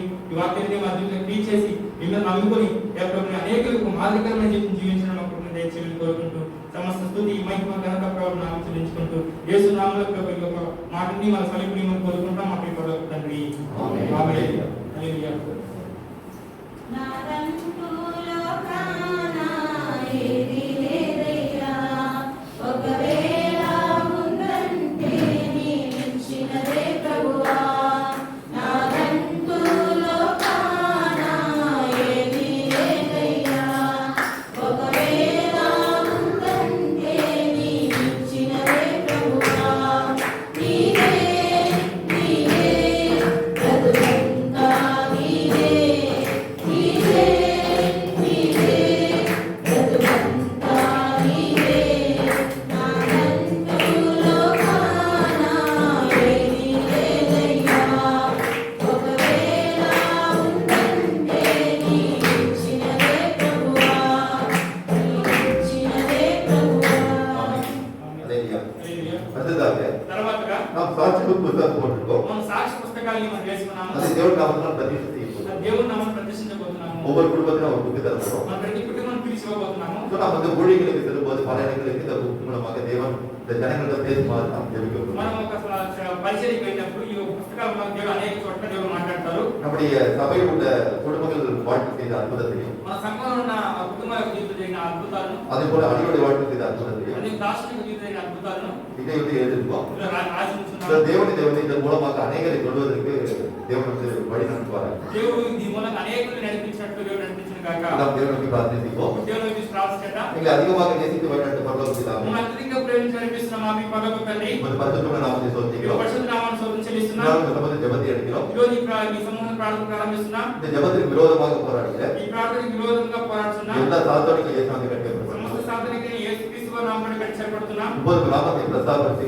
మీ నామం ప్రస్తావించి ஜனங்களுக்கு உங்கள் செய்தியை அறிவிக்கணும்னு சொன்ன தேவன், ప్రభు మీ ప్రజలలో ప్రభు మీ కార్యం ప్రతిష్ఠ చెప్పిన దేవుడు, உமது அதிசயமான காரியங்களை ஜனங்களுக்கு அறிவிக்க வேண்டும் என்று சொன்ன ప్రభు தேவன், మీ ఆశ్చర్యమైన కార్యాలు ప్రజలు ప్రచురించండి చెప్పిన దేవుడు, எப்படி இந்த ஆத்மா ரட்சிக்கப்பட சித்தமாக இருப்பதாக சோதரிக்கிறோம். ప్రభు ఏ విధంగా ఈ ఆత్మ రక్షించబడి ఉచితం కాబట్టి మీకు స్తోత్రం చెల్లిస్తున్నాం. இதற்காக பிரயாசப்பட்ட இந்த காரியத்தை ஆசீர்வதிக்கிறாங்க. మీకోసం ప్రయాసపడి ఈ కార్యాలు ఆశీర్వదించును గాక. இப்போது சபை மூலமாக இந்த சாட்சி வெளிப்படை இந்த காரியத்தை ఈ ஆசீர்வதிக்கிறோம். సంఘం మూలంగా ప్రభు ఈ సాక్షి పుస్తకాలు బయలుపడకు కృపణ దయచేయండి. இல்லை இந்த நாடு நாமத்தின் மூலமாக பிரதிஷ்டை செய்கிறோம். ఇద్దరు మీ నామం మూలంగా ప్రతిష్ఠ చేయించున్నాము. இந்த கீழே அபிஷேகித்து ஆசீர்வதித்து தலைவெடுத்து பெரிய ரட்சிப்பை கட்டியிருக்கிறாங்க. మీరే అభిషేకించి ఆశీర్వదించి ప్రభు వేరే చోట్ల మీరే ప్రభు గొప్ప కార్యం జరిగించండి. இந்த படிக்கிற உடல் நீரை விசுவாசத்தை வர்த்திக்க செய்கிறாங்க. మీరు చదువుతున్న ప్రతి ఒక్కరి జీవితంలో మీరు విశ్వాసాన్ని అభివృద్ధిపరచండి. வேறு உலகத்தில் நம்பிக்கை கொள்வதிலே விஞ்ஞானிகள் தேவன் என்பதை உணர்ந்து கொண்டு வைத்தார். మీరు నమ్మకం కలిగి మీరే గొప్ప జీవితంలో దేవుని తెలుసుకున్న కృపణ దయచేయండి. உங்கள் நோக்கி பார்த்த ஒருவரை கைவிடாதவர்கள் வாழ்க்கை அற்புதத்தை செய்கிறார்கள். ప్రభు మీ వైపు చూసి ప్రతి ఒక్కరి జీవితంలో ప్రభు అద్భుతాలు జరిపించండి. இப்போ நாமத்தை பிரதிஷ்டை செய்து మీ வைத்தார். నామములో ప్రతిష్ఠ కృపణ దయచేయండి. இப்போது ఇప్పుడు உங்கள் பிதாவாகிய தேவன் తండ్రి అయిన దేవుడు கர்த்தராகிய இயேசு கிறிஸ்து ప్రభువైన యేసుక్రీస్తు மற்றும் பரிசுத்தாவிய நாமத்தினாலே పరిశుద్ధ నామం చేతన பிதா తండ్రి குமாரன் కుమారుడు பரிசுத்தாவிய நாமத்தினாலே పరిశుద్ధ నామంలో இந்த சாட்சி புக்கை பிரதிஷ்டை செய்கிறோம். ఈ సాక్షి పుస్తకాలను ప్రతిష్ఠ இந்த చేయించున్నాము. தேவனை இதே ஆசீர்வதித்து దేవుడు మీరే ఆశీర్వదించి இது அநேக இடங்களுக்கு செல்லவும் ఇది అనేక చోట్ల వెళ్ళినట్లు அனைவருடைய கண்கள் திறக்கப்படவும் అనేక దిక్కులు తెరవబడినట్లు கிருபைதாரும் కృప దయచేయము. உங்க நாமத்திற்கு మీ மகிழ்ந்தார்கள் నామానికి మహిమ కలుగును గాక. நீரே இது மூலம் உங்க நாமத்தை மகிழ்படுத்திக் கொள்கிறார்கள். మీరే ప్రభు మీ నామాన్ని మహిమపరచును గాక. அந்த துதிக்கிற மகிமை அவர் பிரபு இயேசுக்கிறோம். స్తుతి మహిమ కలుగును నామం చెల్లిస్తున్నాం. மீட்பு ரட்சகரமாக இயேசு ஜெபங்களுக்கு நல்ல பிதாவே. విమోచకుడైన యేసుక్రీస్తు వారు నడుచున్న మా ప్రియ పరమ తండ్రి. ஆமென். ఆమేన్. ஒவ்வொரு குடும்பத்திலும் ஒரு சாட்சி புக்கு தரோம். ప్రతి కుటుంబానికి ఒక సాక్షి పుస్తకం